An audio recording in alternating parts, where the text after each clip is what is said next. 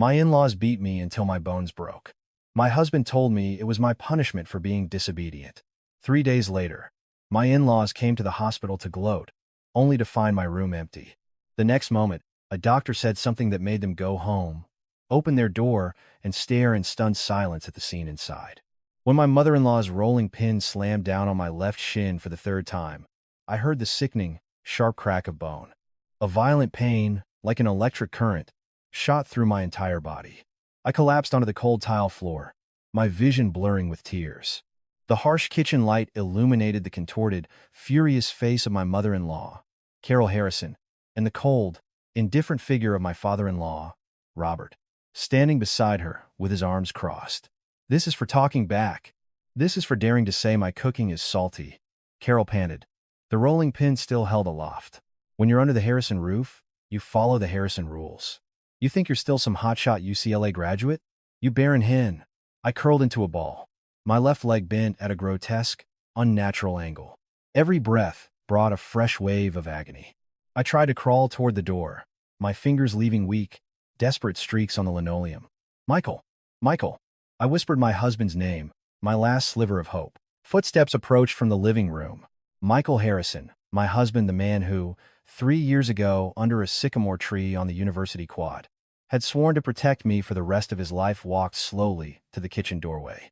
He looked down at me, his eyes devoid of sympathy, filled only with impatience.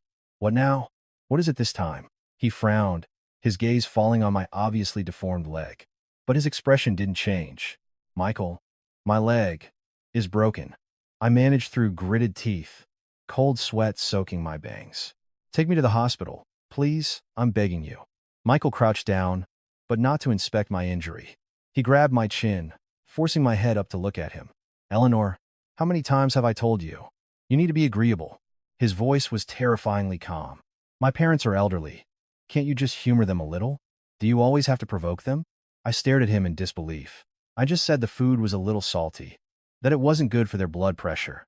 Still talking back? Carol's rolling pin rose again. Michael raised a hand to stop her, but his next words plunged me into an icy abyss. "Mom, that's enough. Her leg is already broken. Let this be a lesson to her." He released my chin, standing up and dusting off his hands as if he'd touched something filthy. "Let her lie on the floor and think about what she's done. We'll take her to the hospital tomorrow." Tomorrow?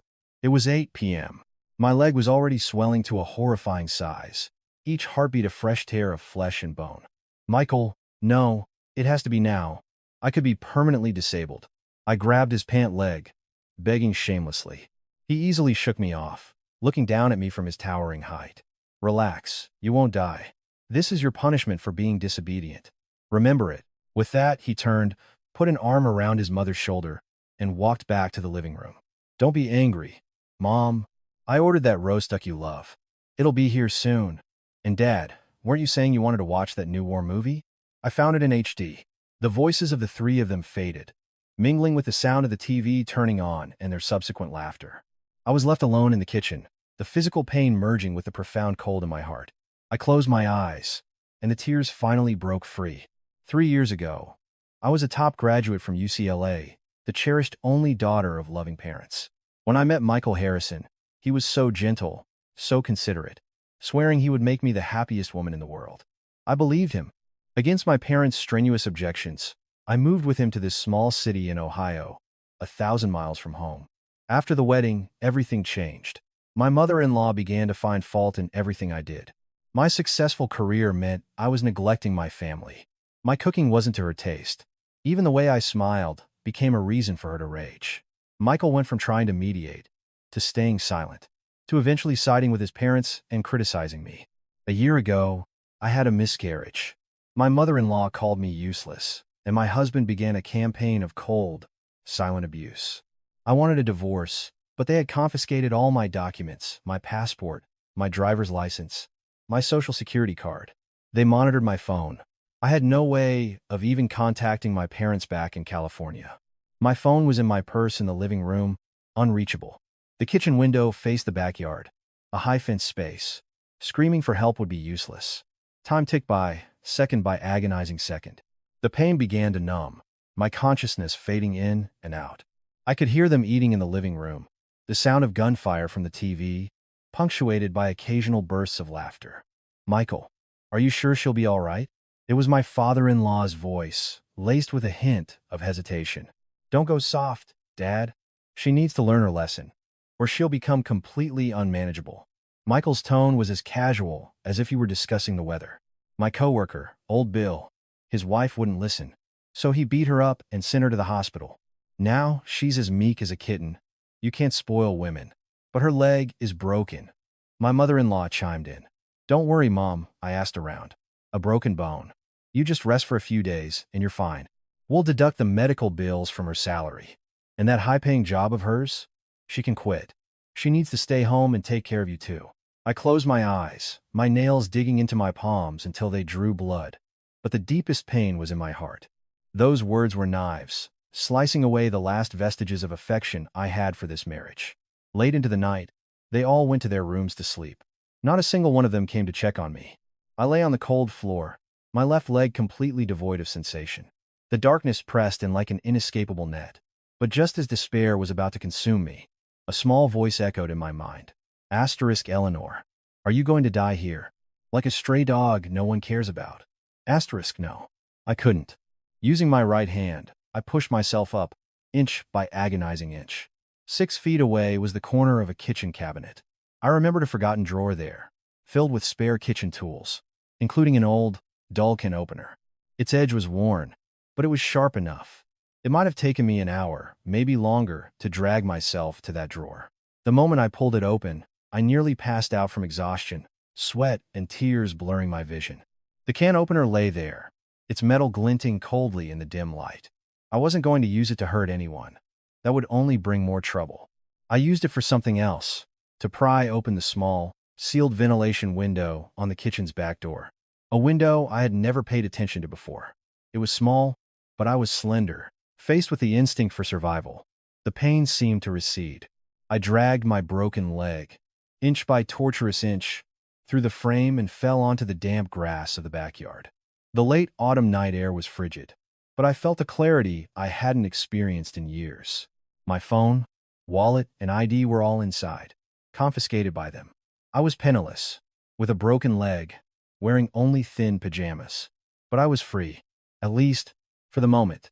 I got my bearings and started crawling toward the lights of the nearest neighbor's house, a distance of 30 feet that felt like a marathon. Sharp stones on the lawn tore at my palms and knees, my broken leg dragging a crooked, dark line in the dew-covered grass. Just before I lost consciousness, I reached their porch and used my last ounce of strength to knock on the door. An elderly woman opened it. When she saw my pathetic state, she gasped. "Help me," I managed to say before the world went black. But I didn't lose consciousness completely. In the chaos, I felt myself being lifted. I heard the old woman's voice on the phone, calling 911. And I heard her indignant whisper, "My God, it's that Harrison family again." The wail of an ambulance grew closer. I was lifted onto a stretcher, a warm blanket draped over me. In the hospital emergency room, under the blinding white lights, doctors and nurses swarmed around me. The X-ray confirmed it, a comminuted fracture of both the tibia and fibula in my left leg. It required immediate surgery. "Where's her family?" a doctor asked. I weakly shook my head. "I don't have any here. I'll sign the consent forms myself." "How did this happen?" a young female nurse asked, her eyes full of sympathy. I stared at the ceiling and said, clearly and deliberately, "My mother-in-law beat me with a rolling pin. My husband watched me lie on the floor all night." A stunned silence fell over the ER. I heard the nurse's sharp intake of breath and saw the doctor's brow furrow in anger. "Call the police," the doctor said, his voice tight with suppressed rage. "No," I stopped the nurse who was reaching for the phone. "Not yet." Everyone looked at me. I lay on the gurney, my leg temporarily stabilized. The pain had lessened with the medication, but something deeper than physical agony was burning inside me. It was no longer despair, but something cold, sharp, and waiting to be unleashed. "Doctor," I looked at the attending physician. "I need to ask you for a favor." "Go on," he said. I laid out my plan. At first, the doctor frowned and shook his head, but after listening to all the details, he fell silent for a long time. Finally, he nodded. "Are you sure you want to do this?" he asked. "I'm sure." My voice was soft, but unbreakably firm. This was my only chance. When I woke up, I was in a hospital room, my left leg encased in a thick cast and elevated. Outside the window, the sky was bright. Morning sunlight streamed through the blinds, casting stripes of light and shadow on the white sheets. The anesthesia was wearing off, and the pain was returning. But clearer than the pain was the plan in my mind. "You're awake," a gentle female voice. It was the nurse from last night. Her name tag read times Sarah asterisk. "Nurse Sarah." I tried to make my voice sound even weaker than it was. "Thank you. Don't talk. Save your strength." She adjusted my IV drip. Leaning in, she lowered her voice. "The police were here this morning. I told them you were still unconscious. As you requested, they haven't gone to your house yet." I nodded. "My husband. Have they tried to contact the hospital?" "Not yet." She hesitated for a moment. "Are you sure you don't want to report them right now? What your mother-in-law did is aggravated assault. And your husband." "I know." I cut her off, my voice so calm it surprised even me. "But filing a police report is just the first step. What I want isn't just punishment. It's absolute freedom and justice." Nurse Sarah looked at me, a flicker of doubt in her eyes. But more of it was sympathy. She had probably seen too many victims of domestic abuse, too many who ultimately went back to their abusers. "Your phone." She pulled an old burner phone from a drawer. "Mrs. Peterson, the neighbor who saved you last night, asked me to give this to you. She said there's a prepaid SIM card inside. She also wanted me to tell you that she's willing to be a witness." I took the old phone. It was clunky, but functional. A warmth spread through my chest. In this strange city, I had been isolated and monitored by the Harrisons for 3 years, with almost no social circle of my own. I never imagined that in my darkest hour, the person to extend a helping hand would be an elderly neighbor I had only met a few times. "Mrs. Peterson also said," Nurse Sarah added, "that she's heard shouting and sounds of hitting coming from your house more than once. But every time she thought about calling the police, your mother-in-law would curse her out and chase her away. She feels terrible for not helping you sooner." I shook my head. "No. She saved my life. That's more than enough." After Nurse Sarah left, I turned on the phone. The contact list was empty. The photo album had only a few pictures of Mrs. Peterson's garden. But it was enough. I dialed a number from memory, a number I thought I would never call again. The phone rang 5 times before someone picked up. "Hello?" It was my mother's voice, tinged with morning sleepiness and a bit of caution at the unfamiliar number. "Mom," I started, my voice choking. "It's me. Ellie." There was a sharp gasp on the other end, followed by a stifled sob. "Ellie? Where are you? We haven't heard from you in 6 months. Your father and I have been going out of our minds. The Harrisons told us you ran off with another man. We didn't believe it, but we couldn't find you." "Mom, listen to me." I tried to keep my voice steady. "I've been abused by Michael and his parents. They broke my leg. I'm in the hospital right now." "What?" My mother's voice shot up. "Which hospital?"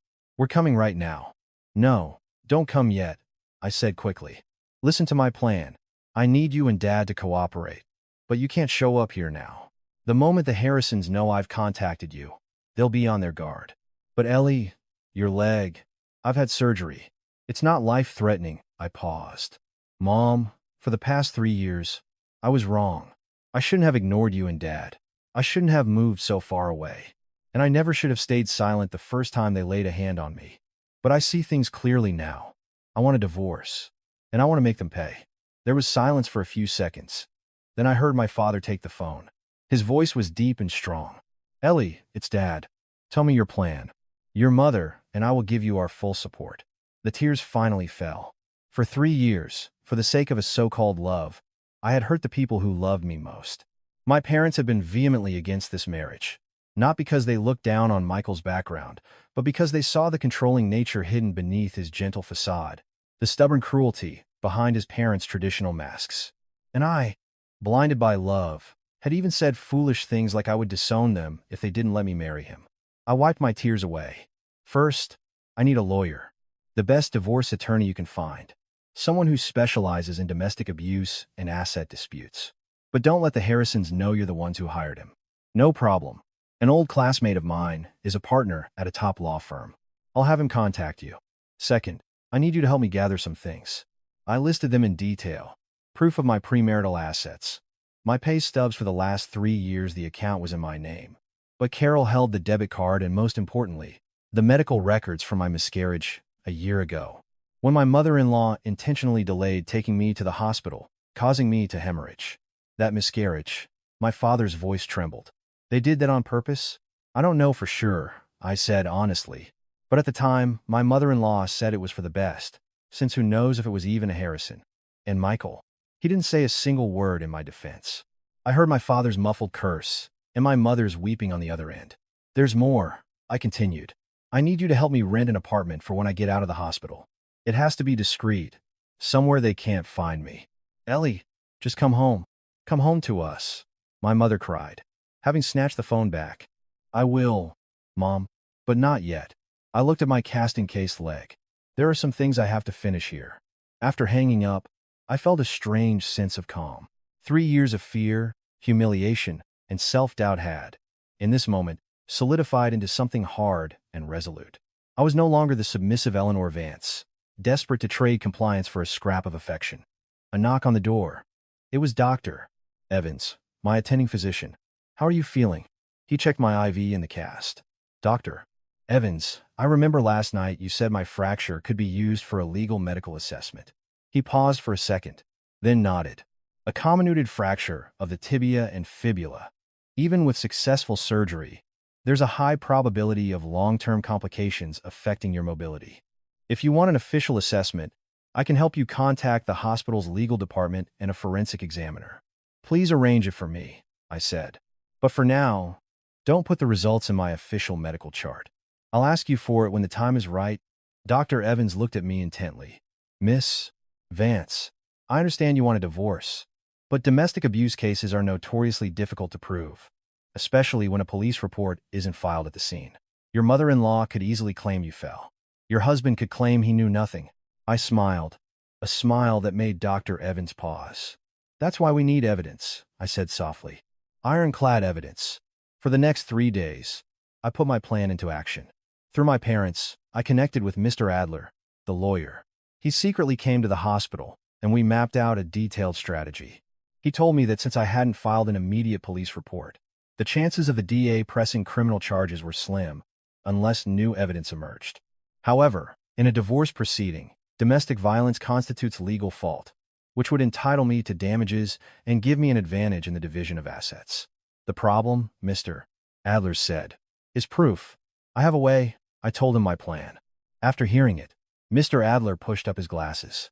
It's very risky, but if it succeeds, the Harrisons will pay a very steep price. Are you sure you want to do this, Miss Vance?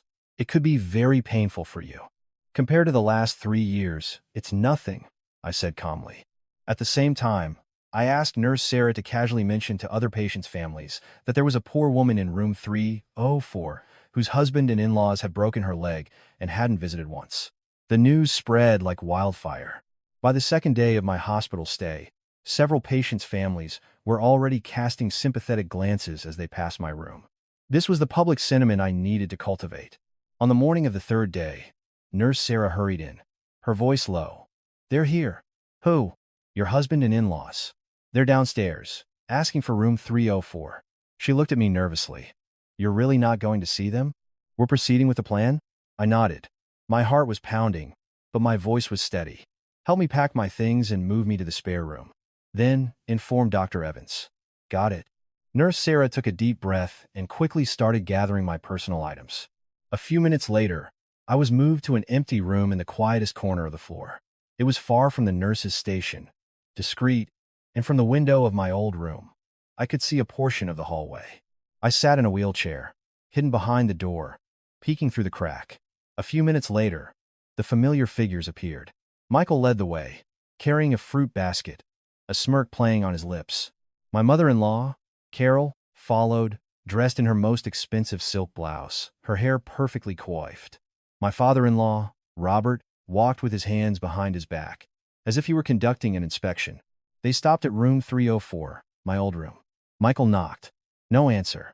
He pushed the door open, came out a few seconds later, his brow slightly furrowed. Where is she? Carol's shrill voice echoed in the quiet hallway. Probably in an exam, or something, Michael said dismissively. We'll just wait. Wait for what? I'll go ask. Carol stomped toward the nurse's station, her voice loud enough for half the floor to hear. "Nurse, where's Eleanor Vance from room 304? Where her family?" The nurse on duty was Sarah. She looked up, her expression professional, yet distant. "And you are?" "I'm her mother-in-law." Carol jutted out her chin. "Where is she? Did she run away? My son is kind enough to visit her, and she has the audacity to not be here." Nurse Sarah slowly flipped through a chart. "The patient in room 304 was transferred this morning." "Transferred? Transferred where?" Michael walked over, a hint of impatience in his voice. "I'm sorry, I can't disclose that. The patient requested her information be kept private." "Private? We're her family." Carol's voice climbed another octave. "I'm her mother-in-law, and this is her husband. We have a right to know where she is." Their argument had attracted the attention of other patients' families. A few people who had passed my room earlier recognized them and began to whisper. "That's them, the ones who broke their daughter-in-law's leg. They look so respectable, but they're monsters. I heard it's been 3 days, and this is the first time they've shown up." The whispers were quiet but audible enough for Michael to hear. His face darkened, but he tried to maintain a veneer of civility. "Nurse, my wife has a leg injury. Her mood might be unstable. We're very worried about her. Please, just tell us where she is." Nurse Sarah looked up, meeting his gaze directly. "Mr. Harrison, your wife suffered a comminuted fracture of her left tibia and fibula, accompanied by severe soft tissue damage and signs of hypovolemic shock. Do you really think an injury like that is caused by an unstable mood?" Michael's expression froze. Carol, however, still hadn't grasped the severity of the situation, or perhaps she simply didn't care. "She fell. It has nothing to do with us. We came here out of the goodness of our hearts, and this is the attitude we get. Get your supervisor out here." Just then, Dr. Evans emerged from his office, his white coat crisp, his face serious. "I am Eleanor Vance's attending physician, Dr. Evans." "You are Miss Vance's family?" "Yes, I'm her husband," Michael said, cutting his mother off, trying to regain control. "Dr. Evans, how is my wife? We've been so worried." Dr. Evans looked at him, silent for a few seconds. In that brief silence, the entire nurses' station was so quiet you could hear the beeping of the machines. All the nurses, patients, and family members stared at the unfolding scene. Then, Dr. Evans spoke, his voice clear and steady, ensuring everyone could hear. "Miss Eleanor Vance was discharged this morning and transferred to a mental health and wellness center. Based on our preliminary diagnosis, she is suffering from severe post-traumatic stress disorder and major depression, likely linked to long-term domestic abuse. We have advised her to file a police report and have provided her with a medical legal injury assessment.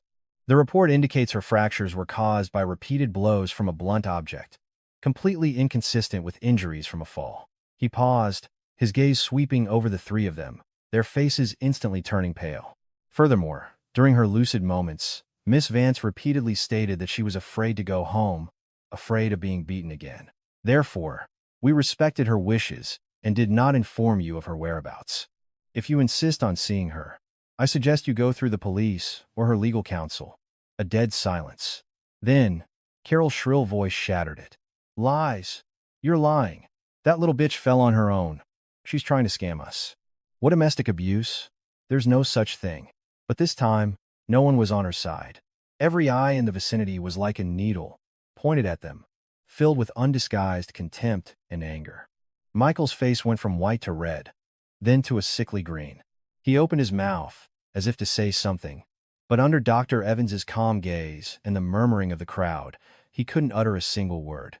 Robert, the father-in-law, was the first to react. He pulled back his wife, who was about to argue further, and hissed, "Stop it. Haven't you embarrassed us enough?" Then he turned to Dr. Evans, forcing a smile. "Doctor, there must be a misunderstanding. Eleanor, that child. Maybe her mind really is a little unstable. She's been known to make things up. If you just tell us which facility she's at, we'll go visit her and clear this all up." "I'm sorry. Protecting patient privacy is our responsibility, Doctor." Evans cut him off, his tone leaving no room for argument. "If you have no other business, please do not disturb the other patients." With that, he turned and went back into his office, the door closing with a soft click. The sound was quiet, but it was like a resounding slap across the Harrisons' faces. Amid the pointing fingers and judgmental stares of the crowd, Michael finally broke. He grabbed his parents and practically fled from the nurse's station, heading for the elevator. As they passed the room where I was hiding, I saw their expressions clearly through the crack in the door. My mother-in-law's face was flushed, her lips trembling as she muttered curses. My father-in-law was ashen-faced, his eyes darting around in panic. And Michael, my husband, the man who 3 days ago had watched me suffer on the floor, now had a look of pure horror and disbelief on his face. He was afraid. Afraid of what? That I had really gone to a mental institution? That I had filed a police report? Or that the perfect family image they had so carefully constructed had just been utterly shattered? The elevator doors closed, taking them away. I sat in my wheelchair and gently closed the door to my room. Nurse Sarah came in, her eyes sparkling. Did you see that? Their faces. Oh my God, that was so satisfying. I nodded, but I didn't feel the elation I had expected. Just a cold, calm resolve. This is only the beginning, I said softly. My phone vibrated. It was a text from Mr. Adler. * partial evidence collected. Also, Michael Harrison's company just contacted me to inquire about your situation. It seems they received an anonymous complaint about Mr. Harrison's suspected domestic abuse and unlawful confinement. *. I texted back. *. Proceed as planned. Let the complaint marinate for a while. *. After the Harrisons left the hospital, my room returned to a state of quiet. But I knew this was just the calm before the storm. They wouldn't let this go. Nurse Sarah poured me a glass of water, her face worried. Especially your mother-in-law. After being humiliated like that today, a person like her will definitely try to get even. I took the glass, the warmth seeping into my palm. I know. That's why we need to be ready. Just as I finished speaking, the phone rang. It was an unknown number, but the area code was local. I gestured for Nurse Sarah to be quiet, answered, and hit the record button. Eleanor Vance. It was Michael's voice, laced with suppressed anger, but still trying to sound calm. Where are you? Tell me right now. Where I am has nothing to do with you, does it? My voice was light, even a little weak. This was genuine. The anesthesia had worn off completely, and waves of pain were crashing over me. I'm your husband. You're damn right. It has to do with me. He snapped, then immediately lowered his tone. Ellie, stop this nonsense. Let's just forget what happened today. Come home with me, and we can talk things through properly. Come home?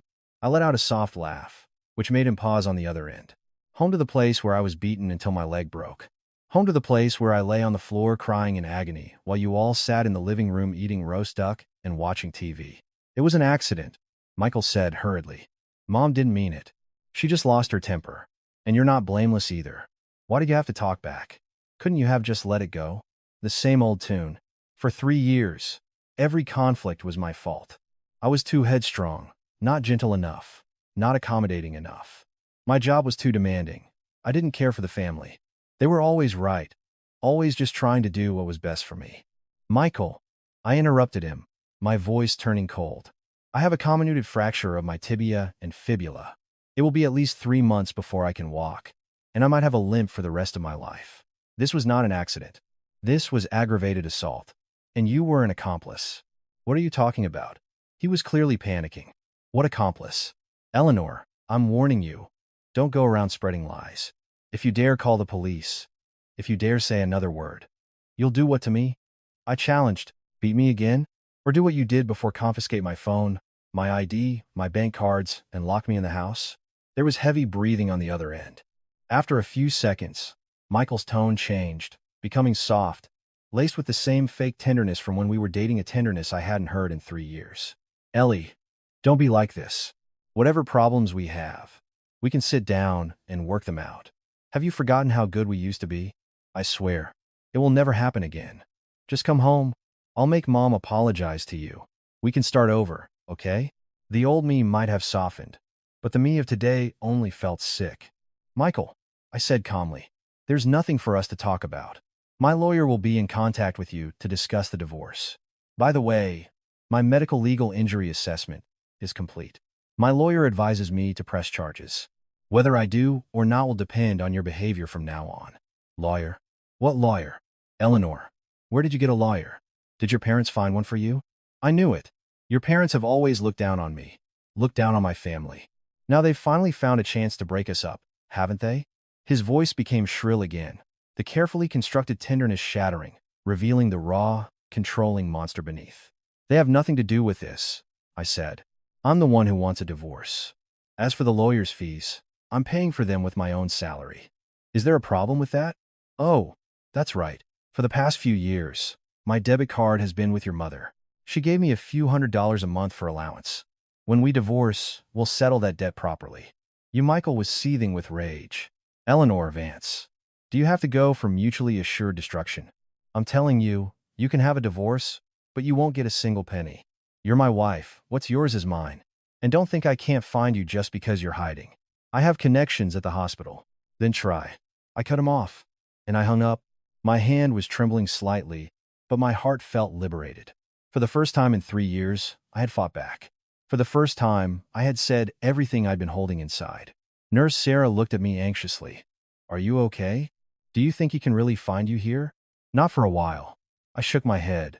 Dr. Evans has already given instructions to keep my information confidential. Besides, he has bigger problems to deal with right now. What problems? I opened the text Mr. Adler had just sent me and showed it to her. It was a series of screenshots from the largest local online forum in the city. The headline was sensational. Asterisk project manager at prestigious firm, Michael Harrison, accused of long-term spousal abuse, beating wife to point of hospitalization. A wolf in sheep's clothing. Asterisk. The poster claimed to be an insider and described in detail how Michael and his parents had abused me, controlled my finances, and left me on the floor after breaking my leg. The post included a picture of me in the hospital bed, with my face blurred, and a partial shot of my x-ray. The writing was fluid, the details were credible, and it was incredibly persuasive. This is... Nurse Sarah's eyes widened. Mr. Adler arranged it. I put the phone away. An anonymous post. But every word of it is true. Michael's company is very sensitive about its public image. A scandal like this will give him a major headache. Sure enough, an hour later, Michael's calls started coming in. Frantic and incessant. I didn't answer. He sent a barrage of texts, shifting from threats to pleading, and finally to pure rage. Asterisk Eleanor. You're a venomous bitch. Did you post that article? The VPs at my company just called me in for a meeting. Are you satisfied now? Asterisk asterisk. Pick up the phone. Let's negotiate. What do you want? How much money? Just name a price. Asterisk asterisk. You goddamn whore. You will regret this. Asterisk. I put my phone on silent, ignoring the mad dogs barking. Why should I be merciful to my enemy? That afternoon, the doctor came by for a checkup and brought some news. Michael Harrison came to the hospital again. He went to see the vice president of the hospital, trying to get your medical records and location. Dr. Evans's face was grim. The VP is a mentor of mine. I managed to block him, but Harrison won't give up easily. Also, your mother-in-law is causing a scene in the main lobby, claiming the hospital is holding her daughter-in-law against her will and threatening to call the police. Let her call them, I said. Dr. Evans paused. The police? That's even better, I explained. I can report them for domestic abuse directly. Even though I didn't report it at the time, they're the ones escalating it now. If the police come, they'll have to take statements and file a report. An official police report is formal evidence. Dr. Evans looked at me, his expression complex. Miss Vance, you're really different from before. Before? Before, I was gentle, accommodating. I always smiled, even when I was crying inside. I thought patience would earn me respect. I thought love could change everything. People change.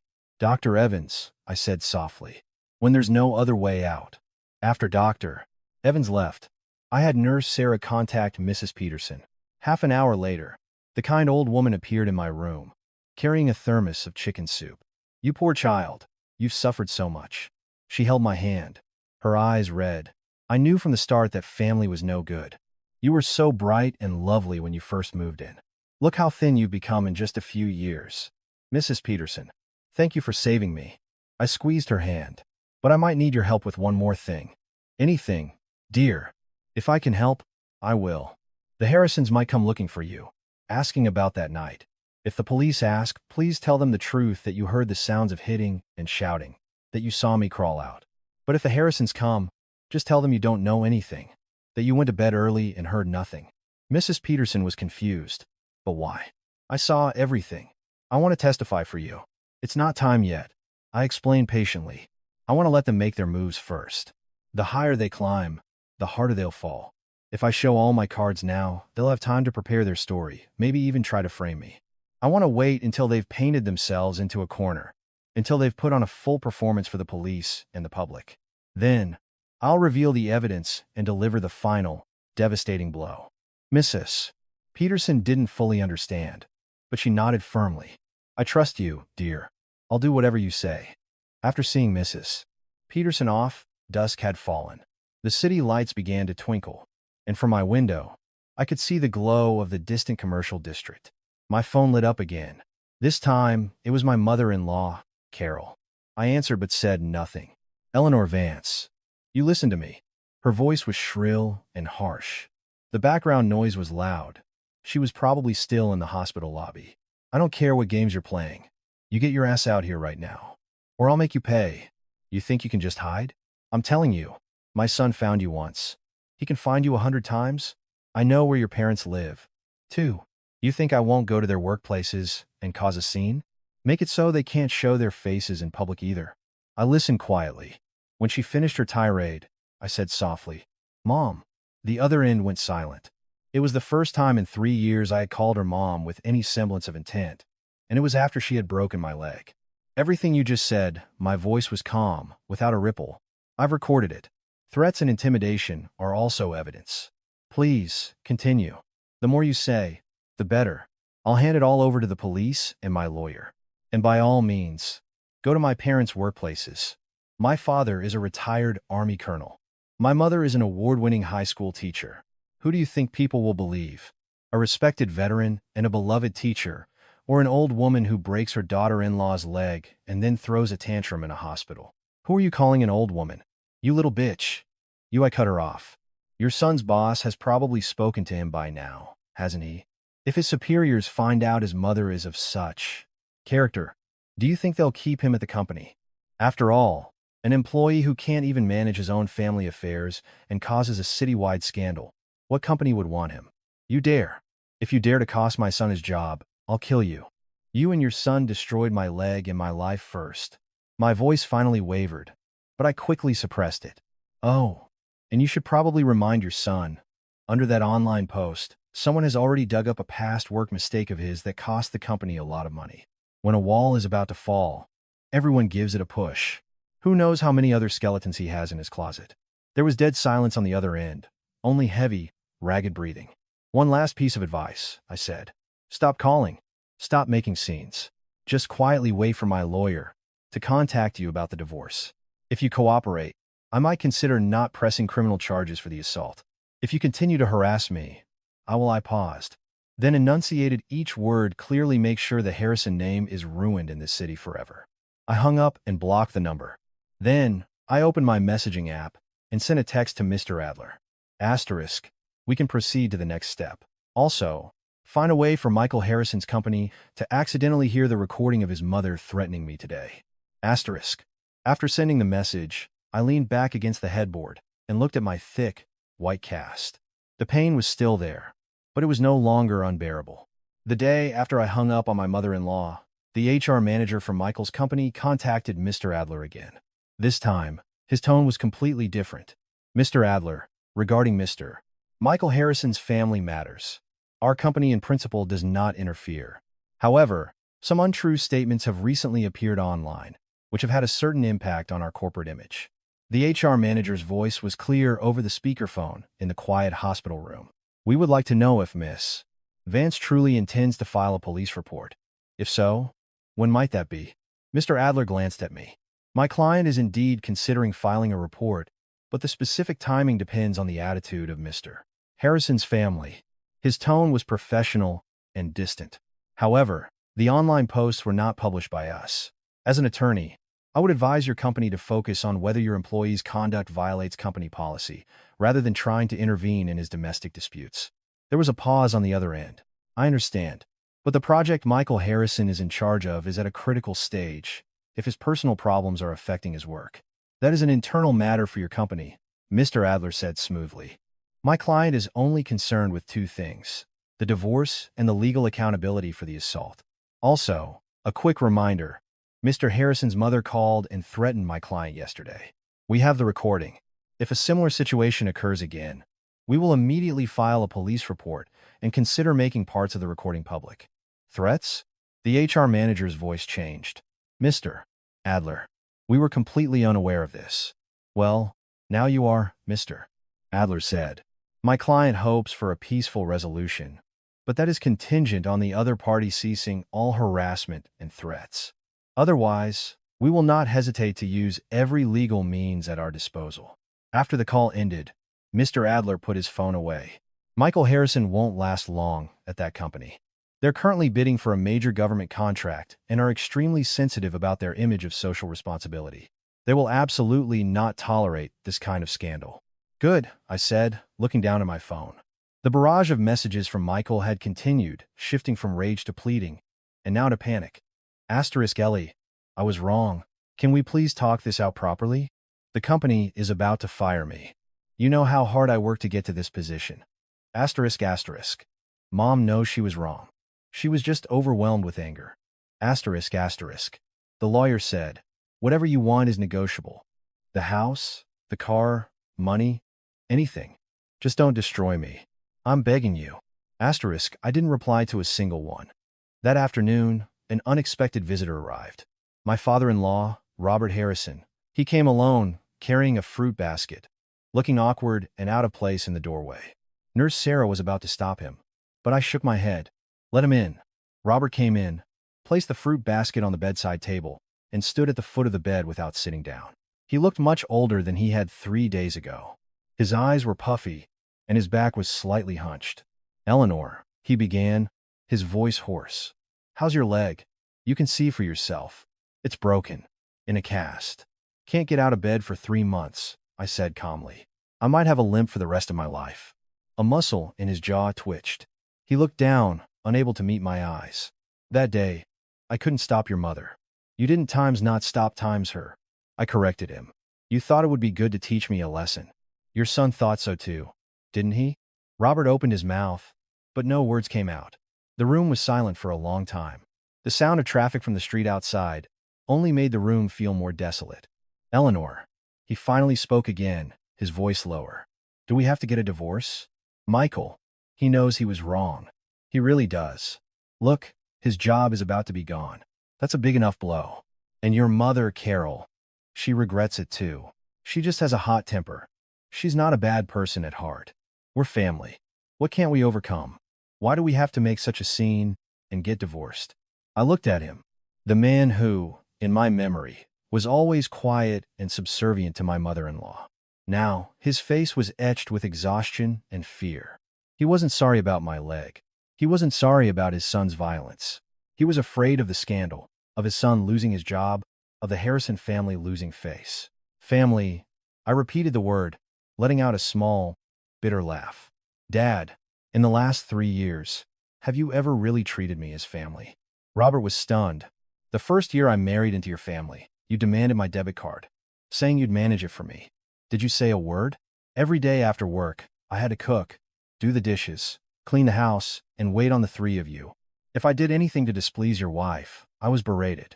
Did you ever try to reason with her? When I was pregnant and then had a miscarriage, your wife called me useless. Did you ever comfort me? This time, when my leg was broken, when I was lying on the floor, you stood right there and watched. At that moment, did you see me as family? I fired off a volley of questions. My voice wasn't loud, but each word was like a nail hammered into his conscience. His face grew paler and paler, a sheen of sweat forming on his forehead. I thought, he stammered. I thought those were issues between a mother-in-law and a daughter-in-law. Between you two, I didn't think it was my place to interfere. Not your place, or you just didn't care? I cut him off. In your eyes, I was never family. I was just a tool you spent money on to bring home, to serve you, to bear children, and to earn money. Right? No. Eleanor, how can you say that? Robert, as if his deepest secret had been exposed, raised his voice. Haven't we treated you well? We fed you. We clothed you. Michael never cheated on you. Why can't you be more grateful? Fed me and clothed me? I almost laughed out loud. My salary is double Michael's. For the past 3 years, my entire income has gone to you. The mortgage on the house you live in, I paid it every month. More than half of the household expenses, I paid for them. Who was supporting whom? Exactly. Robert was speechless. Father, I changed my address, my voice growing even colder. You came here today to plead on behalf of your son and your wife, to ask me not to get divorced, not to press charges, not to escalate things. Right? He hesitated, then nodded. All right, then I'll give you a clear answer. I looked him straight in the eye, speaking word by word. I am getting a divorce. I am pursuing legal action for the domestic abuse. As for whether I escalate things, that depends on your future behavior. If you agree to a divorce settlement, return my salary for the past 3 years, my share of the mortgage payments, and compensate me for my emotional distress, all calculated clearly, I might consider not pressing criminal charges. If you refuse, or if you continue to harass me and my family, I paused. I will not only go to the police, I will post all the evidence online. I will go to Michael's company, to your neighborhood association, to every place where people know you, and I will tell every single person how the Harrison family broke their daughter-in-law's leg and then threatened her. At that point, who do you think will have it worse? Your son losing his job, or the entire Harrison family being unable to live in this city? Robert staggered back a step, as if seeing me for the first time. His lips trembled, his finger pointing at me. You're vicious, Eleanor. I never knew you could be so vicious. Vicious? I smiled, a smile that brought tears to my eyes. When my leg was broken, when I might limp for the rest of my life, you didn't think that was vicious. When I was lying on the cold floor while my whole family sat in the living room eating and watching TV, you didn't think anyone was vicious. When I was crying for help, and your son told me this was my punishment for not listening, you didn't think times was vicious? This viciousness you see in me. I wiped away a tear. My voice as cold as ice was taught to me, piece by piece, by the Harrison family. Robert finally stumbled out of the room, leaving the fruit basket on the bedside table like a clumsy, pathetic joke. Nurse Sarah came in and quietly picked it up. I'll throw this out for you. No need, I said. Take it to the nurse's station and share it with your colleagues. Just say, my father-in-law sent it as a get-well gift. Nurse Sarah looked at me, hesitating. Do you think I'm being too cruel? I asked. She shook her head, then nodded. I just think you've become very powerful. Completely different from the day you were brought in. Because I don't want to die anymore, I said. Looking out the window, the sunlight was beautiful. Lying on that kitchen floor, waiting to die, I suddenly understood something. Why do bad people always get their way? Because good people are always second-guessing themselves, always thinking about the bigger picture, always enduring. Bad people never think about those things. They just want to take. If they're unhappy, they resort to violence. If they get into trouble, they shirk responsibility. So, if they really agree to the divorce and compensation, you won't press charges? Nurse Sarah asked. Of course I'll press charges, I said calmly. Domestic abuse is a crime. It's not something they can erase with a bit of money. But times I press charges, and times when asterisk, that will be on my terms. As for the compensation, that's what they owe me. It's not a handout. Nurse Sarah nodded, still looking a bit lost, but firm. Whatever you decide, I support you. Just tell me what you need. That evening, Mr. Adler brought news. Michael Harrison has agreed to a divorce settlement. He says the conditions are that you do not press criminal charges, do not file a police report, and do not make any more public statements. In terms of assets, he's willing to let you have the house, since you were paying the mortgage anyway. He's also offering an additional $20,000 in compensation. $20,000? I laughed. My salary and bonuses for the last 3 years add up to over $60,000, all of which is in their hands. The house's current market value is only about $50,000 more than the outstanding loan, and it's a marital asset. He broke my leg, which could leave me permanently disabled. My emotional distress, medical bills, lost wages, and he wants to settle it all for $20,000. This is just his opening offer. We can negotiate, Mr. Adler said. But he's insisting on moving quickly, preferably settling before you're discharged. He seems very anxious. Of course, he's anxious. I opened my phone and showed Mr. Adler screenshots from Michael Harrison's company's internal forum. Someone had anonymously posted more details, including instances where Michael had previously accepted kickbacks and falsified expense reports. The amounts weren't huge, but at this sensitive time, it was a fatal blow. His company had given him an ultimatum. Mr. Adler understood immediately. Either he resigns honorably, or he's fired for cause. If he's fired, given the current job market in his field, he'll have a very hard time finding a comparable position. So he needs to settle things with you quickly, then go back to his company, claim the domestic dispute has been resolved peacefully, and try to save his job. Or at least get a decent severance package. So, what's your plan? Drag it out, I said. Just one phrase. Drag it out. Don't agree, but don't refuse. Just say my injuries are severe and I need time to think. Meanwhile, let the online news ferment for a few more days. Wait until his company gets tired of waiting and fires him. That's when he'll truly be at the end of his rope. I looked at Mr. Adler. What I want isn't a house with decades of mortgage payments left, and it's not $20,000. What I want is for him to taste what real despair feels like. Mr. Adler looked at me intently, then finally nodded. I understand, but dragging it out for too long carries risks. What if he becomes desperate and lashes out? That's why the recording of his mother threatening me can be accidentally leaked to his company's management, I said. Let them know the Harrisons don't just commit violence. They also threaten their victims. That way, the company will be even more eager to cut ties with him quickly. Mr. Adler jotted down the key points and stood up to leave, then paused. Miss Vance, there's something I'm not sure I should ask. Go ahead. How long will the satisfaction of revenge last? He asked bluntly. After the divorce, you have your whole life ahead of you. Is it worth spending so much time and energy on these people? I was silent for a long time. Outside, the sun was setting, painting the sky a blood red. Mr. Adler, this isn't about revenge, I said softly. This is so that in the future, every time I wake up from a nightmare and touch the leg that may never be the same again, I can tell myself that I did everything I could. I made the people who hurt me pay the price. Only then can I truly move on, instead of being trapped for the rest of my life in that kitchen. On that night, Mr. Adler nodded, said nothing more, and left. The room was quiet again. I picked up my phone and sent a text to my parents, telling them I was okay. My mother replied quickly, saying the apartment was rented, the lawyer's retainer was paid, and I should just focus on healing. Asterisk, don't be afraid of anything. Mom and Dad will always be here for you. Asterisk, that last sentence made me cry. Yes, I had backup.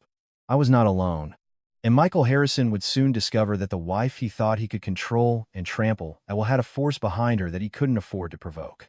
The news that Michael Harrison had agreed to a divorce settlement was like a stone thrown into a pond, creating ripples I hadn't anticipated. The next afternoon, I received a call from my mother-in-law, Carol, from a new number.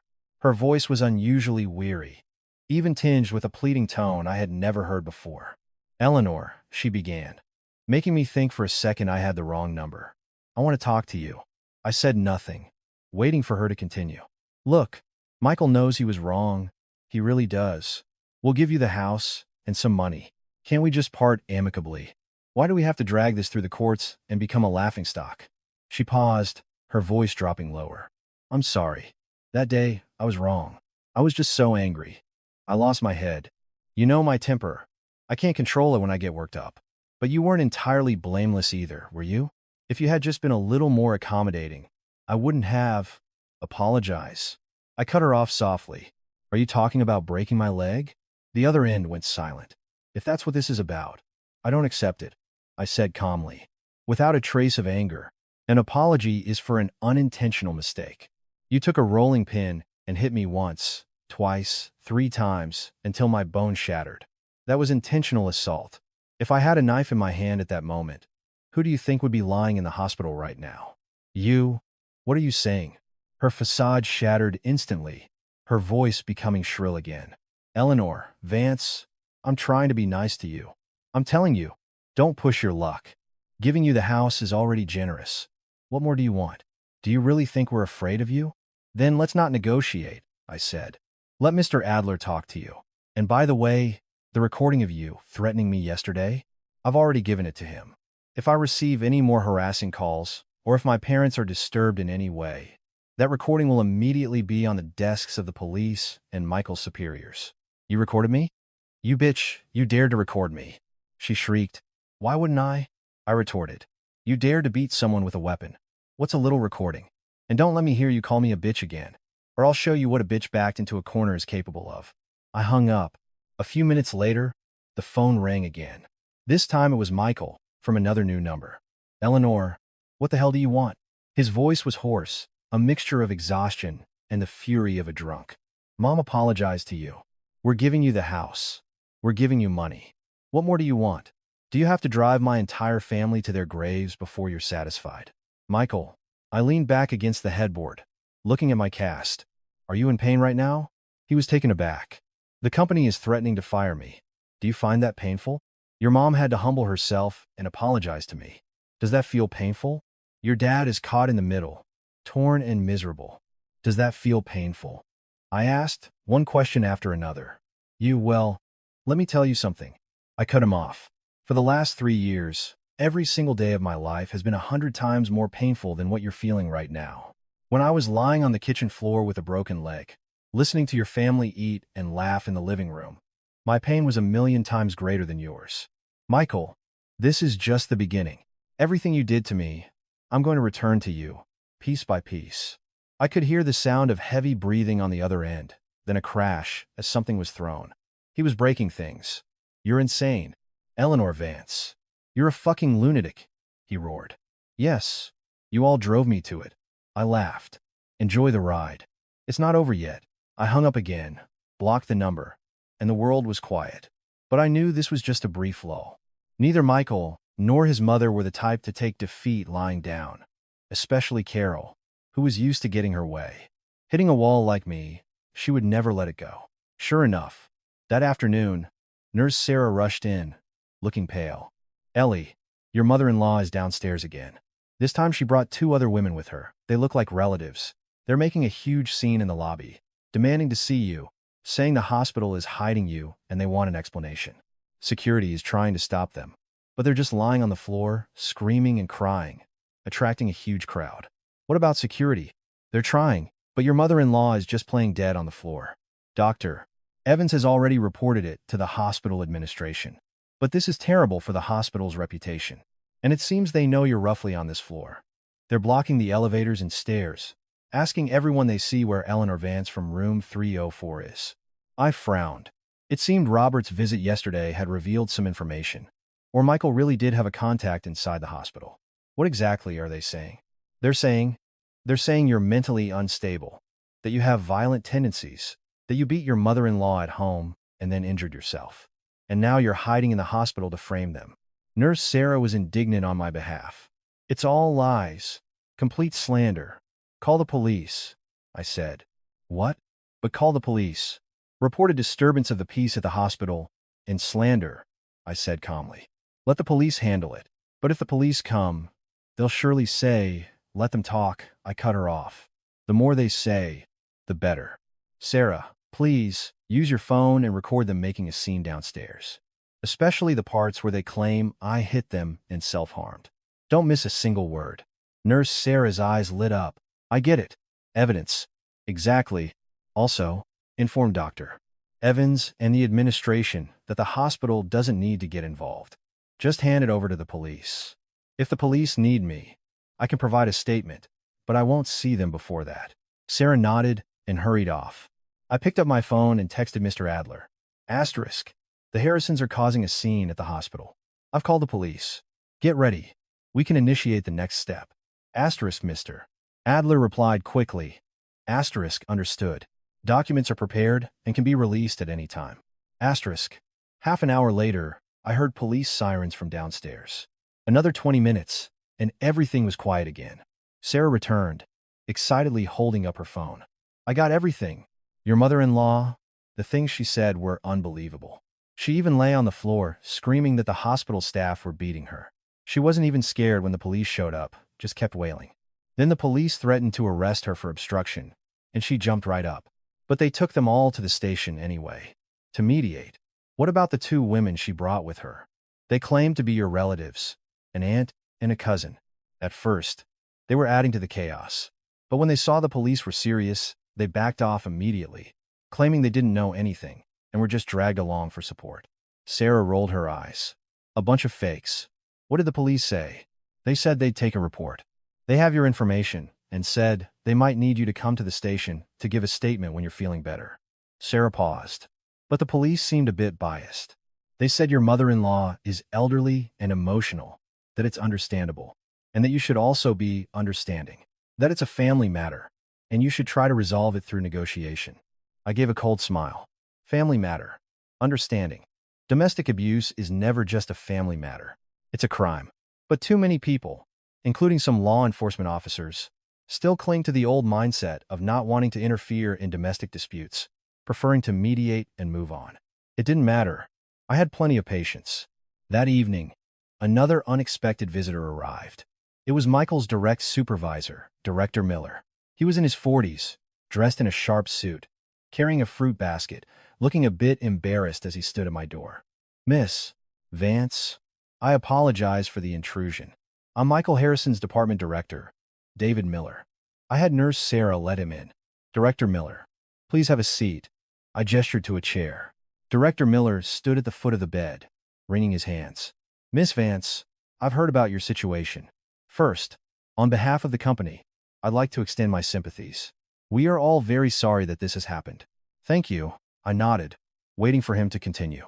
Michael, well, he's a capable employee, but his handling of family relationships is clearly problematic. Director Miller chose his words carefully. The company values him, but his recent performance has been poor, with constant mistakes, and the public opinion outside has had a very negative impact on our company's image. So you're here to ask me to back down, I said bluntly. My directness seemed to startle Director Miller. He gave a wry smile. Let me be frank. The company hopes this matter can be resolved quickly. If the two of you can reach an amicable settlement and divorce peacefully without escalating the situation further, the company might consider letting Michael resign honorably, with a full severance package. But if this continues to blow up and affects the major government contract we're bidding for, the company may be forced to take more drastic measures. I understood. Michael was a pawn. The company wanted to protect the contract. If I was willing to let it go, the company would give him a graceful exit. If I pushed back, the company would fire him, possibly even digging into his past mistakes to distance themselves. Director Miller, I understand the company's position, I said slowly, but I am the victim. I'm the one with the broken leg. Michael and his family have yet to offer me a sincere apology. Instead, they've come to the hospital to cause a scene and slander me as mentally unstable. Do you think I should just endure all of this for the sake of your company's project? Director Miller's expression grew more embarrassed. Of course not. An apology is necessary, and compensation is necessary. My point is, resolving this within a reasonable scope is better for both sides. After all, you were married once. Making things too ugly might not be good for your future either, right? A classic carrot-and-stick approach. First sympathy, then a veiled threat of corporate pressure, and finally, advice that sounded like it was for my own good. Unfortunately for him, I wasn't buying it. Director Miller, my demands are simple. I looked at him. First, Michael Harrison must publicly acknowledge his abusive behavior in a written statement and apologize. Second, he must compensate me according to legal standards, including medical expenses, lost wages, emotional distress, and the salary he and his family controlled for the past 3 years. Third, he and his family must never harass me or my family again. If he agrees to these 3 points, I might not press criminal charges or escalate the situation. Director Miller's face changed. A public acknowledgement? Isn't that a bit much? After all, Michael still needs to work in this industry. That's his problem. I cut him off. He should have thought about the consequences when he laid a hand on me. If he doesn't even have the courage to admit his mistakes, why should he expect me to forgive him? Miss Vance? Director Miller, you can leave now. I dismissed him. This is my bottom line. If Michael agrees, have him contact Mr. Adler. If he doesn't, then we'll see each other in court. As for whether your company fires him or keeps him, that's your internal matter. It has nothing to do with me. Director Miller stood there, his face flushing and paling by turns. Finally, he sighed, put down the fruit basket, and said, "All right, Miss Vance, please get some rest. I will convey your message to Michael." He walked to the door, then turned back, as if wanting to say something more. Is there anything else? I asked. Miss Vance, he finally said. You've changed a lot. I met you a few times at company events. You used to be very gentle. People change. I repeated the words I had said to Dr. Evans. When gentleness is not met with respect, but with escalating harm, the only option is to pick up a weapon. Director Miller gave me a long, hard look, said nothing more, and left. After he was gone, Nurse Sarah whispered, That Director Miller seems like a reasonable man. He's not reasonable. I shook my head. He just weighed the pros and cons and chose the option most beneficial to him and his company. If Michael were an indispensable employee today, or if my family were poor and easily bullied, he would have shown a very different face. That's human nature. That's reality. That's why you can't rely on the kindness of others. You can only make yourself stronger. That night, Mr. Adler sent over a file, detailed evidence of Michael's kickbacks and falsified expense reports, which had been anonymously sent to his company's compliance department and the IRS. There was also a complaint letter, written in the guise of an informed internal employee, detailing how Michael used his position for personal gain, deceived his superiors, and how someone of his character was unfit to represent the company on a government project. Asterisk. Tomorrow morning, these documents will appear where they need to. Asterisk. Mr. Adler's message read. Asterisk. The video of your mother-in-law causing a scene at the hospital today. I've edited it slightly. I'll be posting it to several local city forums and short video platforms shortly. Asterisk. The title, Mr. Adler messaged, would be Asterisk. Vicious mother-in-law wreaks havoc in hospital, slanders injured daughter-in-law as mentally ill to hide a history of domestic abuse. Asterisk. Asterisk. Post it. Asterisk. I replied. The moment I hit send, I felt no hesitation, no thrill of revenge, just a cold, steely calm. I knew this would push the Harrisons to the absolute brink. They would go crazy. They would retaliate. They would do even more extreme things. But I was no longer afraid. I was once afraid of losing my marriage, of being judged, of disappointing my parents, of facing an unknown future. But now, the marriage was just a cage. The judgment had never stopped. My parents were my staunchest supporters. And the future, no matter how bad, could not be worse than lying on a kitchen floor, waiting to die. Late at night, my phone lit up again. This time, it was a text from Michael. Just one line, but it made my pupils contract. Asterisk. Eleanor Vance, you want to play games? I'll play with you to the end. Your father is a retired Army colonel, right? Your mother is a high school teacher, right? What do you think they'll think when they find out what their precious daughter has been up to? Asterisk. There it was. When the facade was completely torn away, when the mask of decency could no longer be maintained, they finally bared their ugliest fangs, threatening to attack my weak spot, my parents. I stared at the message for a long time. Then, I slowly typed a reply, each letter pressed with force. Asterisk. Michael Harrison. Let me tell you something too. If my parents suffer any harm because of this, even if it's just a single harassing phone call, I will show you what it really means to play to the end. You and your entire family. Not a single one of you will escape. If you don't believe me, try me. Asterisk. I hit send. Michael's threat was a venomous snake, baring its fangs in the dead of night. I didn't immediately tell my parents. They were older. My dad had a heart condition, and my mom had high blood pressure. A sudden shock could be dangerous. Besides, I believed Michael was, for the moment, just bluffing. He was already overwhelmed with his own problems and likely didn't have the energy to actually do anything to my parents. But I had to be prepared. I texted Mr. Adler, briefly explaining the situation. He replied quickly, Asterisk. Understood. I will contact some friends in your hometown and ask them to keep an eye on your parents' house. I also recommend your parents go stay with relatives for a few days to avoid any trouble. Asterisk. I took his second piece of advice. I called my mother, trying to sound as casual as possible. The Harrisons might get desperate and start making harassing calls. I think you and Dad should turn off calls from unknown numbers and maybe go stay with Uncle John for a few days. Ellie, did something happen?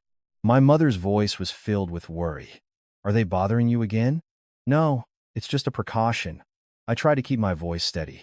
I can only rest easy if I know you and Dad are safe.